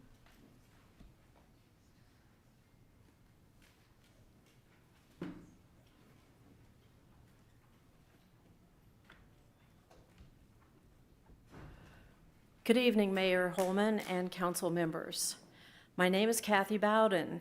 I'm a Norman resident and a 33-year member of University Lutheran Church. I've seen this church grow and add on and get bigger, and we haven't any indication on the map behind you where this is, but our parking lot is directly below number 7 and 8 units and part of number 6 units. We are a street's width away from this development. And I'm here to express some of the concerns our congregation has regarding the proposed condominium development. There are concerns beyond the physical characteristics of this project that we believe are important to address. This includes neighborhood noise, security, encroachment by non-residents, and the traffic and parking overflow into the surrounding neighborhood. And if you think that the people in these condos are not going to come over and park in the spaces in our church parking lot with no regard, you're wrong. These negative characteristics that affect our neighborhood are a challenge for the city to enforce. However, they can be brought into alignment with tools like a property owner's agreement, which engages the resident owners of the development to participate in the compliance of these issues and reduces the burden on the city to enforce whatever infractions there are. We also have great concern with the allowable uses proposed in this SPUD district, most notably the short-term rentals. This allowable use subjects the development to become a combination of student and transient housing. This type of housing inherently comes with greater levels of noise, social gatherings, security issues, and parking infractions. This allowable use needs to be removed from the SPUD. the short-term rentals. While our hope was to have additional time to discuss and resolve issues through postponement of future meeting, we believe that a strong alternative would be to work together towards solutions we can implement through agreed-upon goals by allowing an amendment to the SPUD to be our vehicle. We respectfully request that the opportunity to discuss an amendment to the SPUD with the developer and architect for presentation at the next City Council meeting be considered tonight while allowing the project to move forward.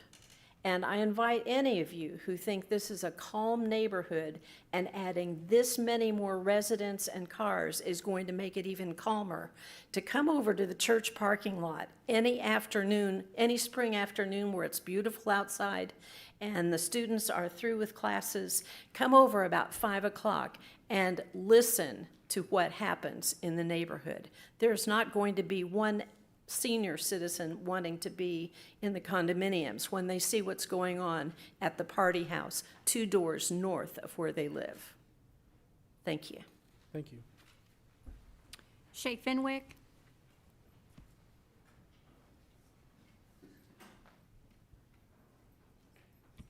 Hi, folks. Shai Fenwick, Ward 5. I would like to point out, oddly enough, this conversation gives me a great deal of hope. I live in Ward 5. We are significantly different in, honestly, in composition and population and in land use from what we see in the neighborhood we're discussing now. However, again, I get a great deal of hope from the fact that we have some significant parallels in terms of our concerns. We are concerned about responsible development. We are concerned about whether our residents are going to feel safe, be safe, going to be able to live in the way that they choose. I'm hearing a lot of these concerns in what we're concerned about in Ward 5 and in what folks are concerned about here in Ward 7 as well, and throughout our city. I think it's one of the greatest strengths that we have these commonalities. Something that I am concerned about that I'm hearing is that, again, that Kappa Sig house, I mean, and bless them, I'm glad they're here. We're happy to have them in Norman. However, I did have a friend who lived in that neighborhood with a young daughter, and she did not feel her daughter was safe, and that's why she moved. And her home is now one of these short-term rentals that these folks are contending with as well. That does support blight within a neighborhood because you don't have the folks who are making decisions about the property living there and seeing the repercussions of their decisions. That is problematic. And that's definitely not what we want. We want involved citizens. We want folks who deeply care about the community and want to stay here. I think that's something that, again, that our architect, Mr. Peacock, spoke about. That is something that we do want to see there. When you have folks who are young, right, and yes, young professionals, those amazing graduates whom we love, there's a couple of them right behind me right now, one of the things that they do want, they want that peace and quiet, or they're going to partner up. If you have a great place to live as a young professional, you just graduated from OU or any other university, but probably OU, and you're sticking close to home, you know what? It's an amazing place to be. You're probably going to have a partner. That partner will probably have a car. So now we're dealing with multiple human beings in the same space, multiple vehicles, because you cannot live in Oklahoma consistently without a vehicle. You need one of those. Every single one of you has one. I've got one too. Actually, we've got 2. So that's something that we do need to consider as well, and our residents are bringing this up. The other piece of it that I think is kind of critical is that if you are a young person, and maybe you're starting off with a young family, right? Maybe that family happens with or without your planning. And suddenly you've got a frat house across the street, and you have a brand new baby. And that is going to affect our occupancy rates in that property. And again, promote, conceivably, these short-term rental factors. So I think that the residents in the neighborhood are bringing up some really valid concerns. And I appreciate the work you've all done in listening to our developers. And again, that the architect has done in presenting all of this very thoughtful development work. I think that additionally, if the developer cannot afford to give these residents a little bit extra time for fiscal considerations, I have concerns about the soundness of their ability to carry out this development without giving those residents a little bit more time, because I think it sounds like they need it.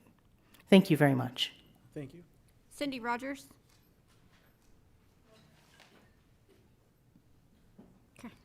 Chelsea Gravel.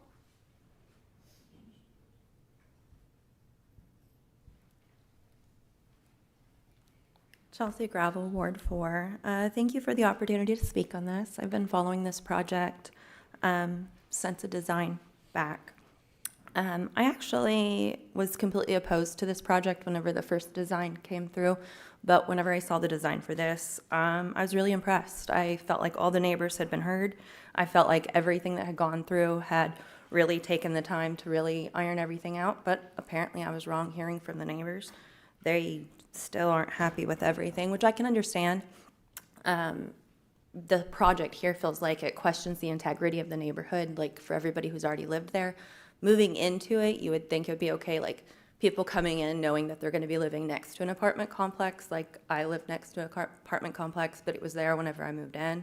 So I could understand that would be a little bit of a concern. I can also understand that parking and the lack of parking for particular units might lead to not all the units being rented out, but that is the developer's opportunity and option for his risk of his project, because this is his land and he should get to develop his land as he sees fit, even if he wants to risk that.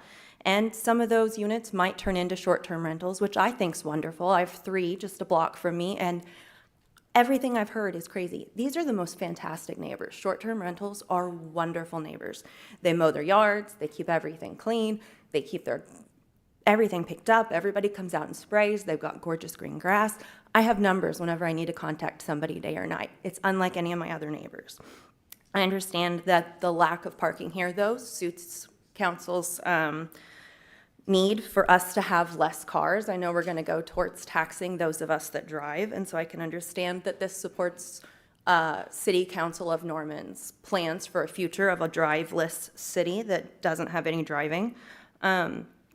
But your job is to simply verify what the legal reasons are to go against this or not. I can't come up with any legal reason except for the integrity of the neighborhood. I wouldn't want to live in a neighborhood that was a neighborhood, and specifically a neighborhood, and have a new apartment complex come in after I've been living there for, as some of these people said, 40 years. But I still think that the project's great. I think the project could suit Norman. I think that it would be really valuable for the housing situation that Norman's at. I just don't know if this is the correct location for an apartment complex. Thank you. Thank you. Carlinda.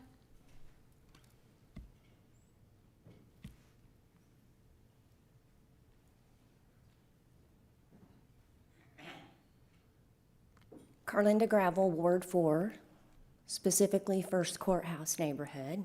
I guess that's special. I feel really bad for the neighbors who have come and spoken tonight about their quality of life being taken away, right? I know none of you mean to do that, but that is what you do. You don't mean to, but that's your job. There's always going to be someone who has their quality of life taken away when something else different goes in around where they have their life. And that's really what we're talking about. Now, it sounds like short-term rentals are not going over so well, or they are. But you see, I'm in a poor neighborhood. I'm in the poorest neighborhood in the city of Norman. And if you don't believe me, consult the Oklahoma Historical Society, right? And we're special. We had the first courthouse, for real. But it was on the corner. It's on the corner of Gray and Ponca.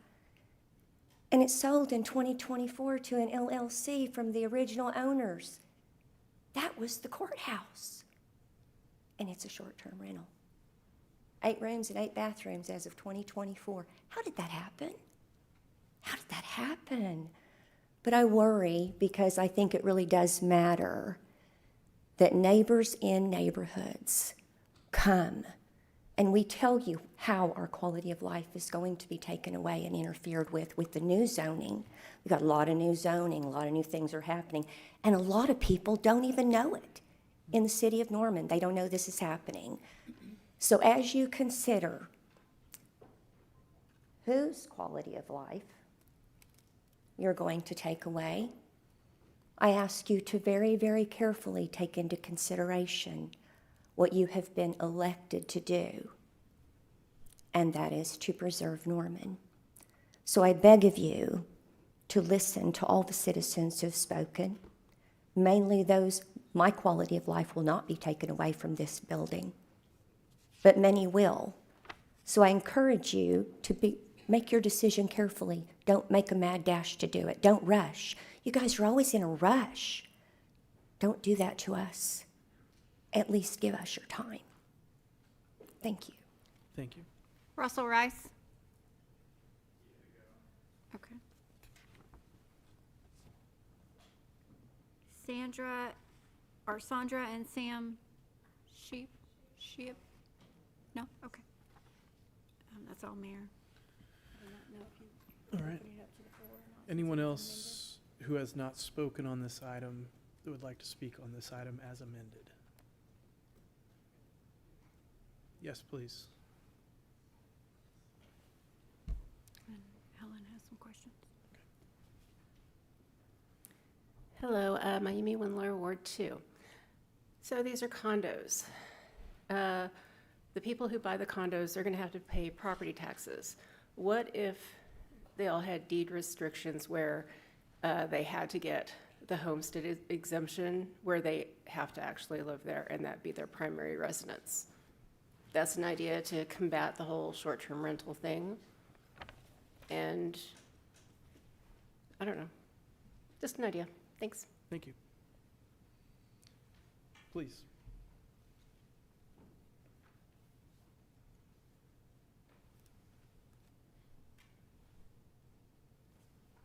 I hadn't prepared a speech, but I have some remarks. I'm Terry Bell, and I live at 1025 McNamee Street, and we moved to Norman in 1979, and I've been a member of University Lutheran Church since then.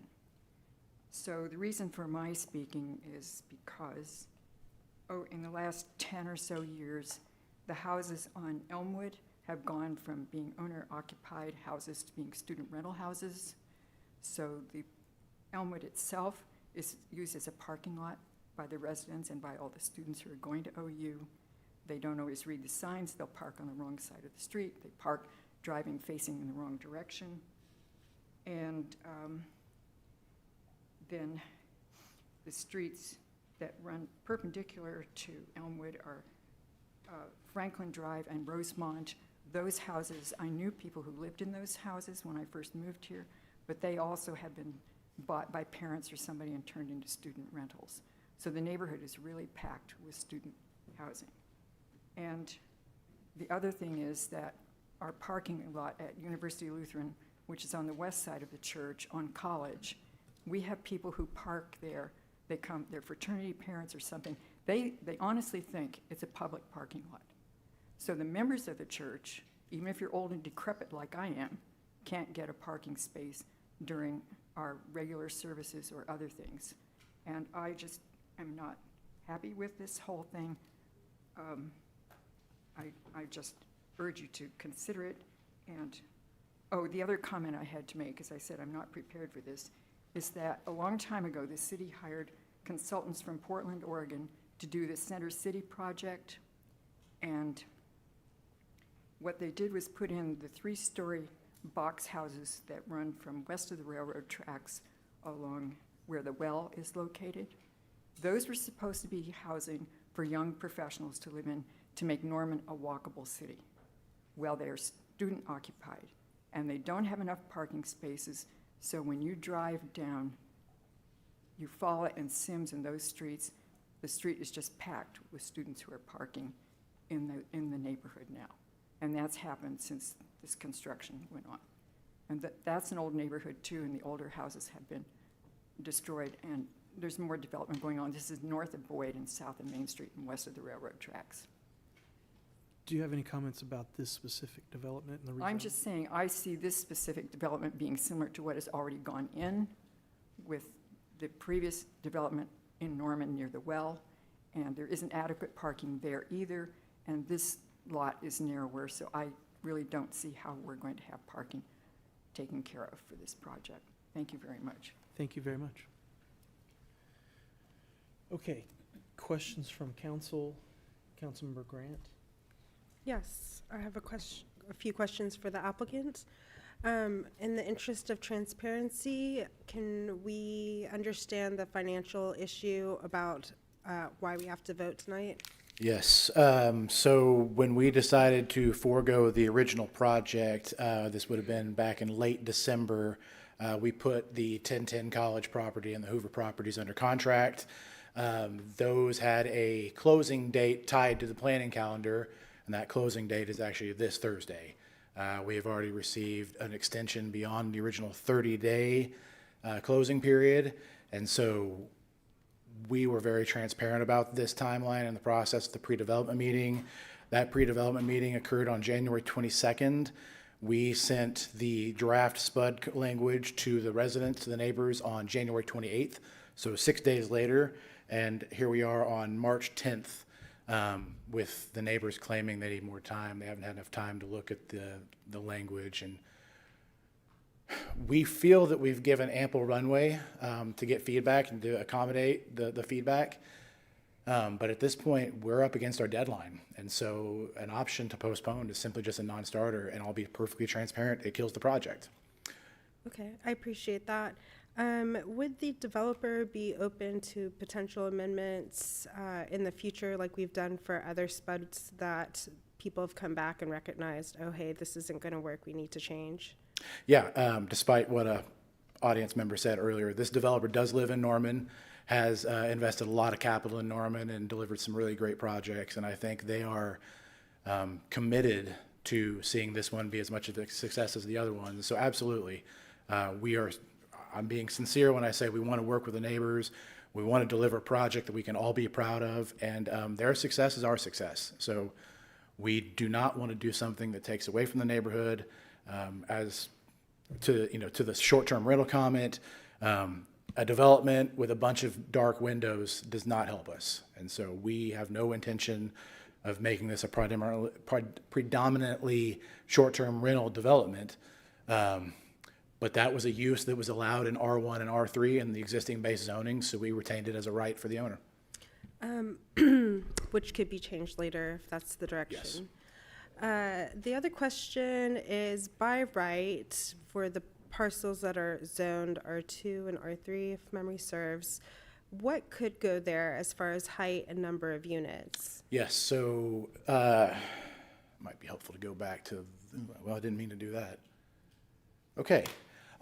So if you remember the slide with the green properties on it, every one of those green properties, you could get, those are all R3 properties, meaning you can do dense multifamily up to 3 stories by right. So that means that 3-story buildings could be built on those properties without having to come to city council. They just go apply for their building permit. There's no extra set of eyes. And the one that is actually already approved for 1010 College, it is 20 6-bedroom units. And so if the neighbors are worried about our proposed development creating a party or a nuisance house, I can guarantee a development with 6-bedroom units is absolutely going to be a party house and will create a condition that no one is going to be happy about. Versus 300 or 600 square foot units. Absolutely. That are And again, single resident. Again, I want to stress that that 6-bedroom, 20-unit project is by right. They can go do that without special approval. They can do that without resident input.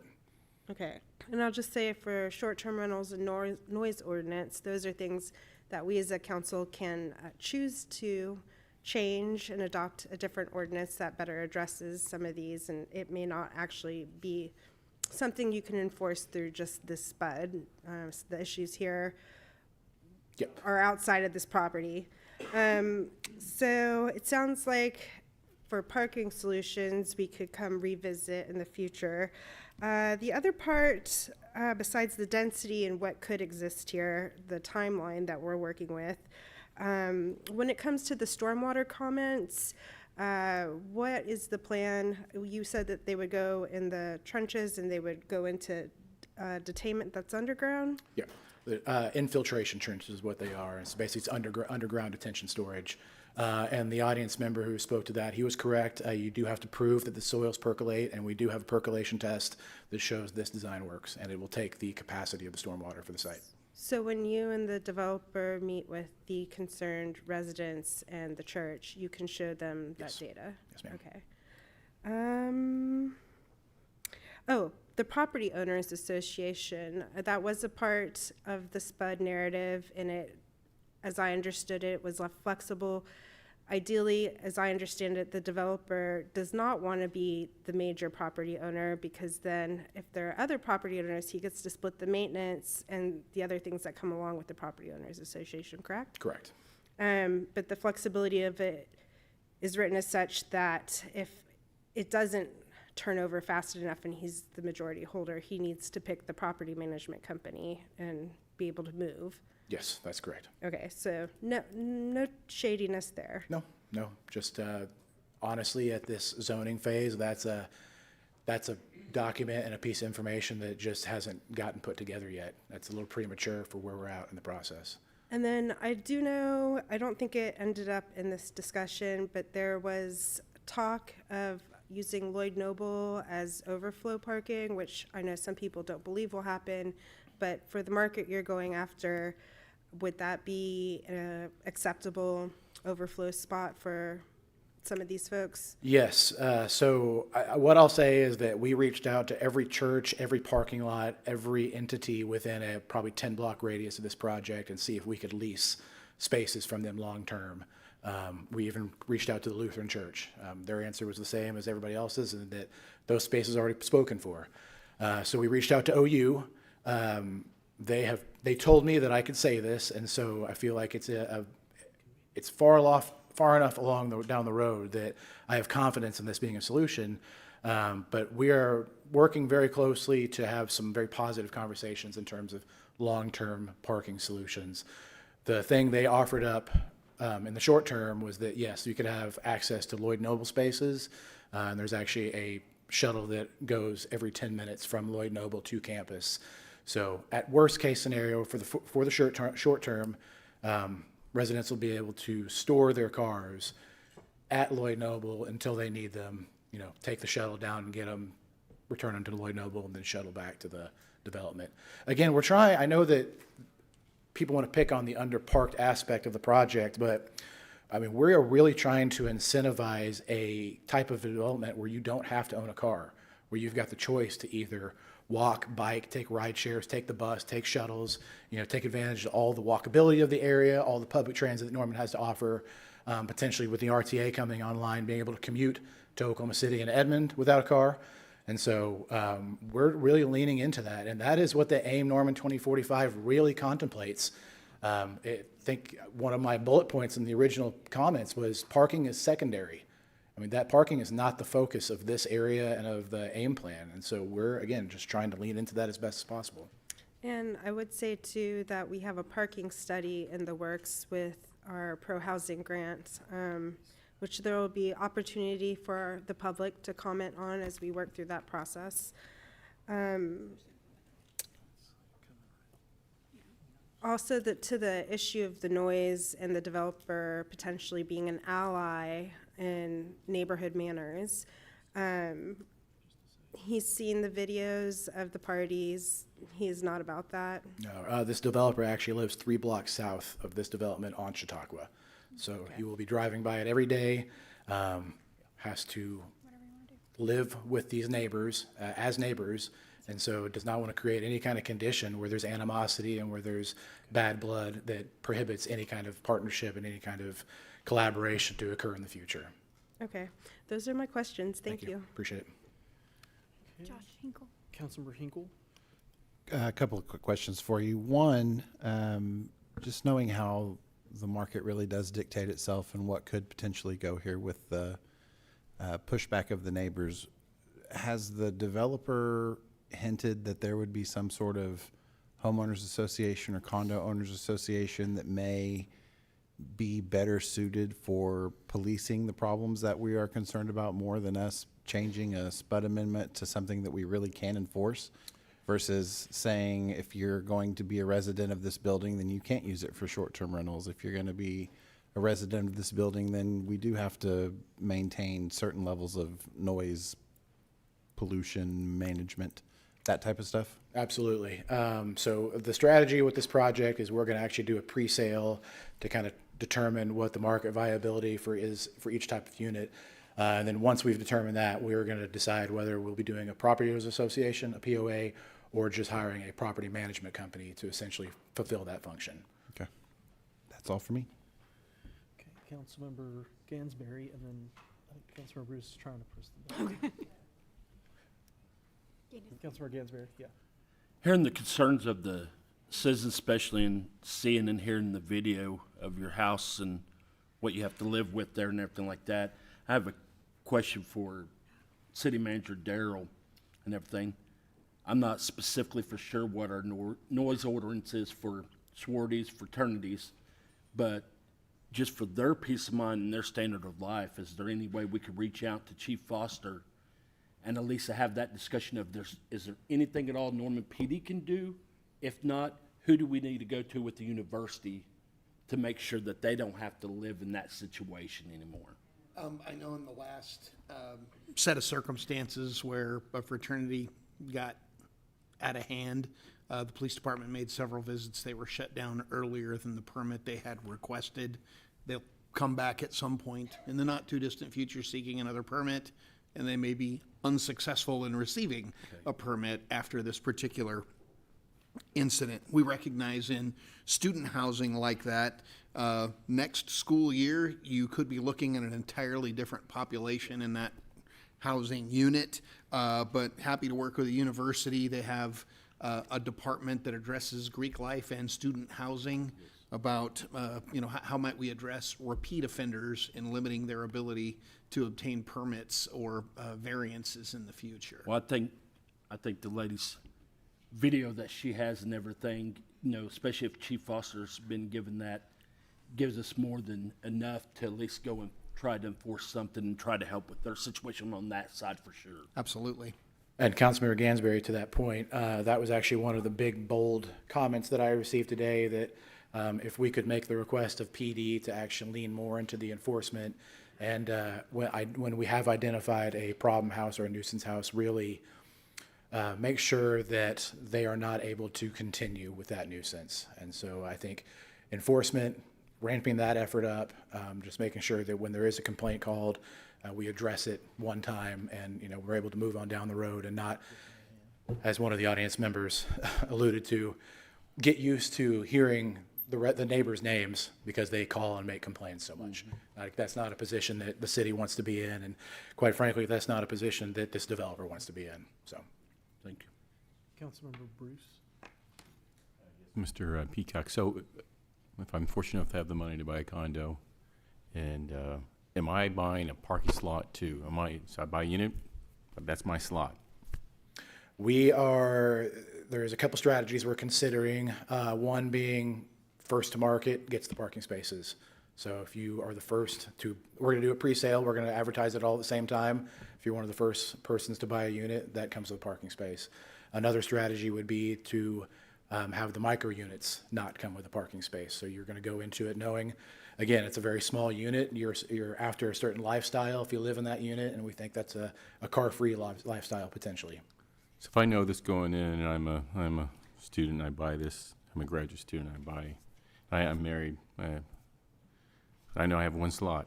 Man, I'm buying that student parking ticket, or parking pass, so I can go park in the high rises. Is that, Right. If I'm not a student, I'm looking at overflow and down by the basketball. Oh, Timberdale? Yeah. Yeah, Lloyd Noble? Yeah. Yeah. Yeah. And I pick on parking a lot. But what I'll say about this development, and I'll use the church as the example, people most times want to create parking or treat parking as a worst case scenario. So they want to provide a parking space for every person that could potentially be at the residence at one time. Worst case scenario, people are imagining there's going to be 300 people at this development. We need to provide 300 parking spaces. It's the same logic for a church. They expect 1,000 people on Easter Sunday, so they build their entire church and their parking lot and their infrastructure around Easter Sunday, when the reality is 364 days of the year, it's underutilized.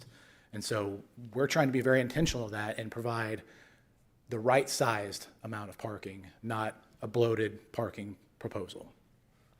And let's say I'm you know, hey, I'm gonna use this thing, I don't really live here, but I'm using this thing to stay to watch games and stuff like that, come in every once in a while.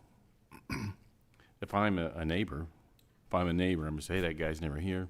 I'm gonna go talk to that guy about using a slot, this parking slot. How much do you want me to pay you to use your slot when you're not here? Does that make sense? Absolutely. Do you Free see market. that happening? I think, absolutely. I think if that is something that an individual will own, and if they choose to sell it or lease it, I think that is their purview.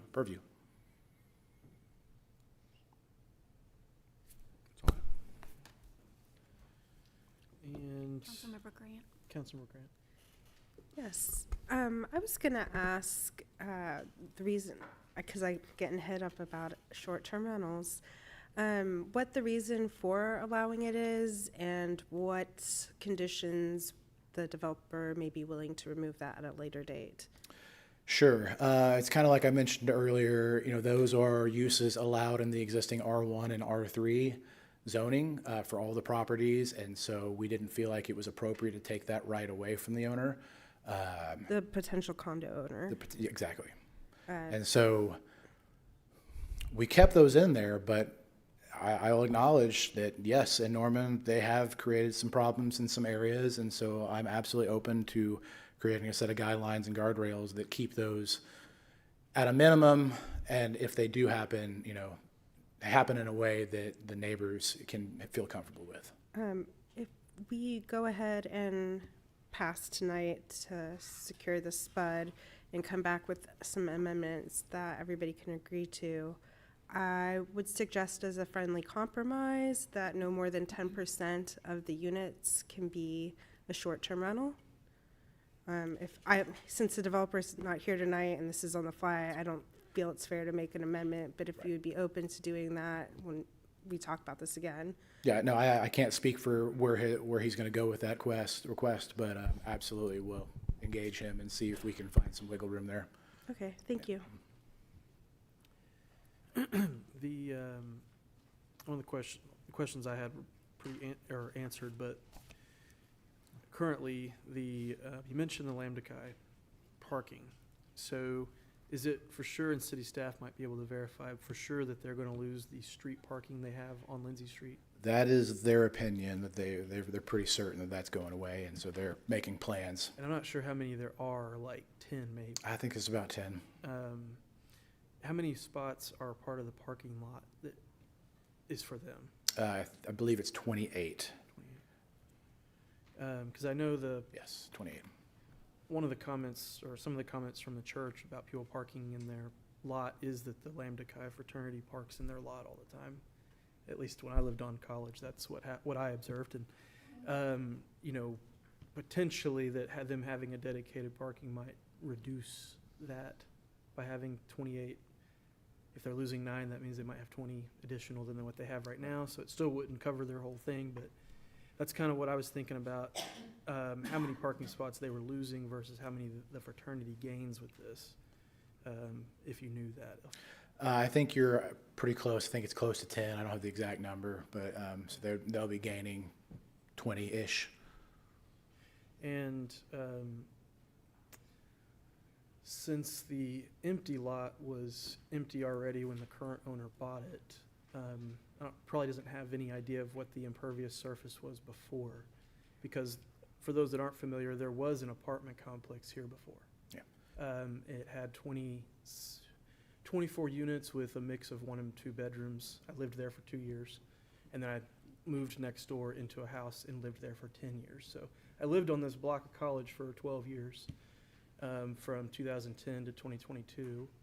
And then the person who bought this property before this current applicant bought the house I lived in from the owner and tore it down, bought the apartment complex, tore it down. And they were going to come forward with a project that was based under the existing zoning. It was going to be a single large building, high density. And they did the demolition, but then ended up not coming forward with a project. So that was part of my question, is if there was any idea of what the historic impervious surface coverage of this area was, because it was all covered in concrete for the most part. Prior, the apartment complex had a courtyard, but the buildings and then the back of it were Right. I remember it had a horseshoe of 3 buildings, had a gravel lot behind all of the buildings, and then a large green space out front. I mean, I want to say, just visually trying to gauge 60% impervious coverage, maybe 65. And so we're at 79 here, and the ordinance allows us to go up to 85%. All right, the rest of my questions were answered. Were there any final comments or questions from the applicant or on this? Any final comments from council about this before Councilmember Grant? I just want to say that I will be voting yes for the project, but I'm not going anywhere either. So I expect to be in conversation with the architect and the developer and the neighborhood to continue to make improvements where we can on this. So We're committed to having those conversations. thank you.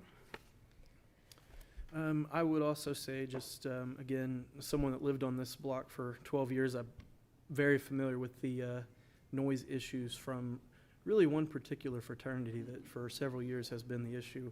There's other fraternities and sororities in the area that I never had a problem with the whole time I lived there. This was an area I really enjoyed living in. I really did not want to leave. It's one of the most upsetting things in my life to lose the house that I lived in. And I think about it all the time. It was a really great place to be, especially in the summer because there's nobody around. So, I've been wanting to see it become something. I knew that it being developed by right under the existing zoning could bring more density, which might be preferable in our overall goal of wanting more housing options in Norman. I felt that someone coming forward with a SPUD would give the opportunity to more detail, more curate a development to concerns of the surrounding area, that maybe it wouldn't meet every concern or question about it. You know, it can all be a matter of perspective and neighbors. You know, I had neighbors next to me that were multiple students living together and were not a problem at all. And then one of those single-family houses that's faces Chautauqua, which was right behind my house, one of the worst neighbors I ever had in my whole life lived in one of those houses for one of the school years. And I've mentioned it before during our on video, our Zoom council meetings back during COVID, when I was in my house, the noise from the house back behind me was so loud that the city manager and staff couldn't hear me talking. The windows were rattling in my house. And that was a single family house. They had put a hot tub in the backyard and had a party every night. And sometimes the music would go till literally 4 a.m. It made no sense how it was even possible. And so that was a single family house right there. And then a few years ago, one of the houses next door was demolished and a multi-unit apartment building was constructed by right under the existing zoning. I'm not sure how many bedrooms in it, I think 10. And the whole backyard was paved over for a parking lot. And so that house faces Chautauqua as well, and that was done under the existing zoning by right. So trying to balance what could happen here under the existing zoning versus a SPUD like this that is more detailed and has more restrictions, although maybe not exactly perfect for what the neighbors want. But I do think this is the best scenario compared to what could be done that we've seen and that would probably come forward. And that's been part of my motivation for leaning towards supporting it. And with the same concerns that Councilmember Grant, or discussion that Councilmember Grant brought up about future changes to it, I think are a good idea. And I would hope the developer would be open to that. Because if it does become a problem, then we'll be back here. Absolutely.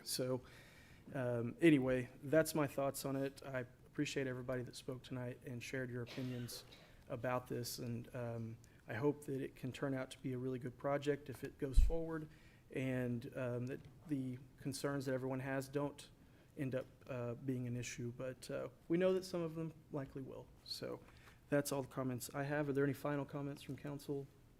Seeing none. Okay. And, all right.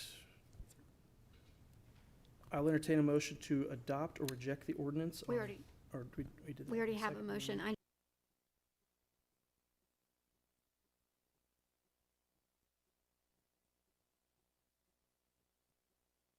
main motion on the floor, which is to adopt the ordinance on second reading as amended. Council members, you may cast your votes. Thank you. Motion to adopt the ordinance on second reading as amended passes unanimously. I'll entertain a motion to adopt or reject the ordinance on final reading as amended. Are there any final comments from council? Seeing none. The motion on the floor is to adopt the ordinance on final reading as amended. Council members, you may cast your votes. All votes to adopt the ordinance on final reading as amended passes unanimously.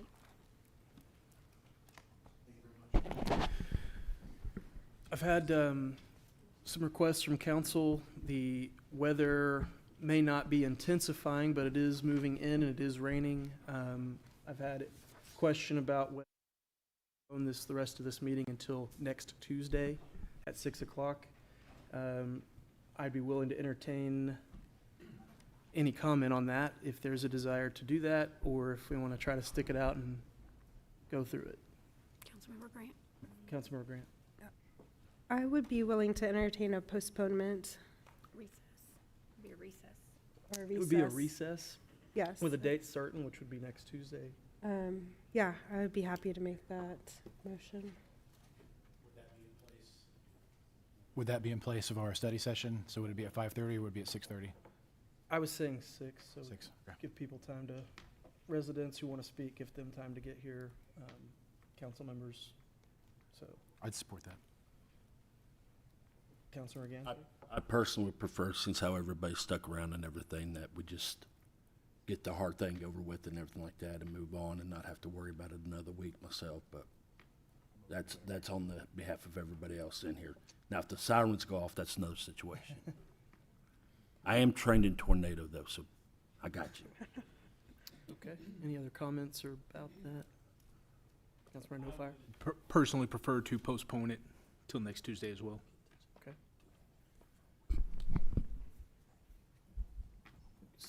Okay, do I need to make a motion or anything on that? We just need a, Helen, are you making a motion to recess? Yes, I'd like to make a motion to recess to a date certain of March 17th at 6 p.m.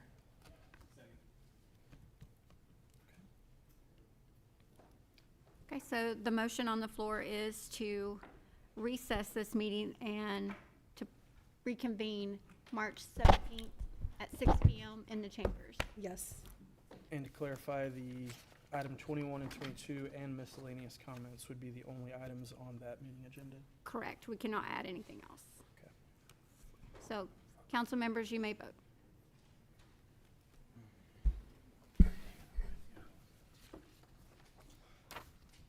Get this over with, dude.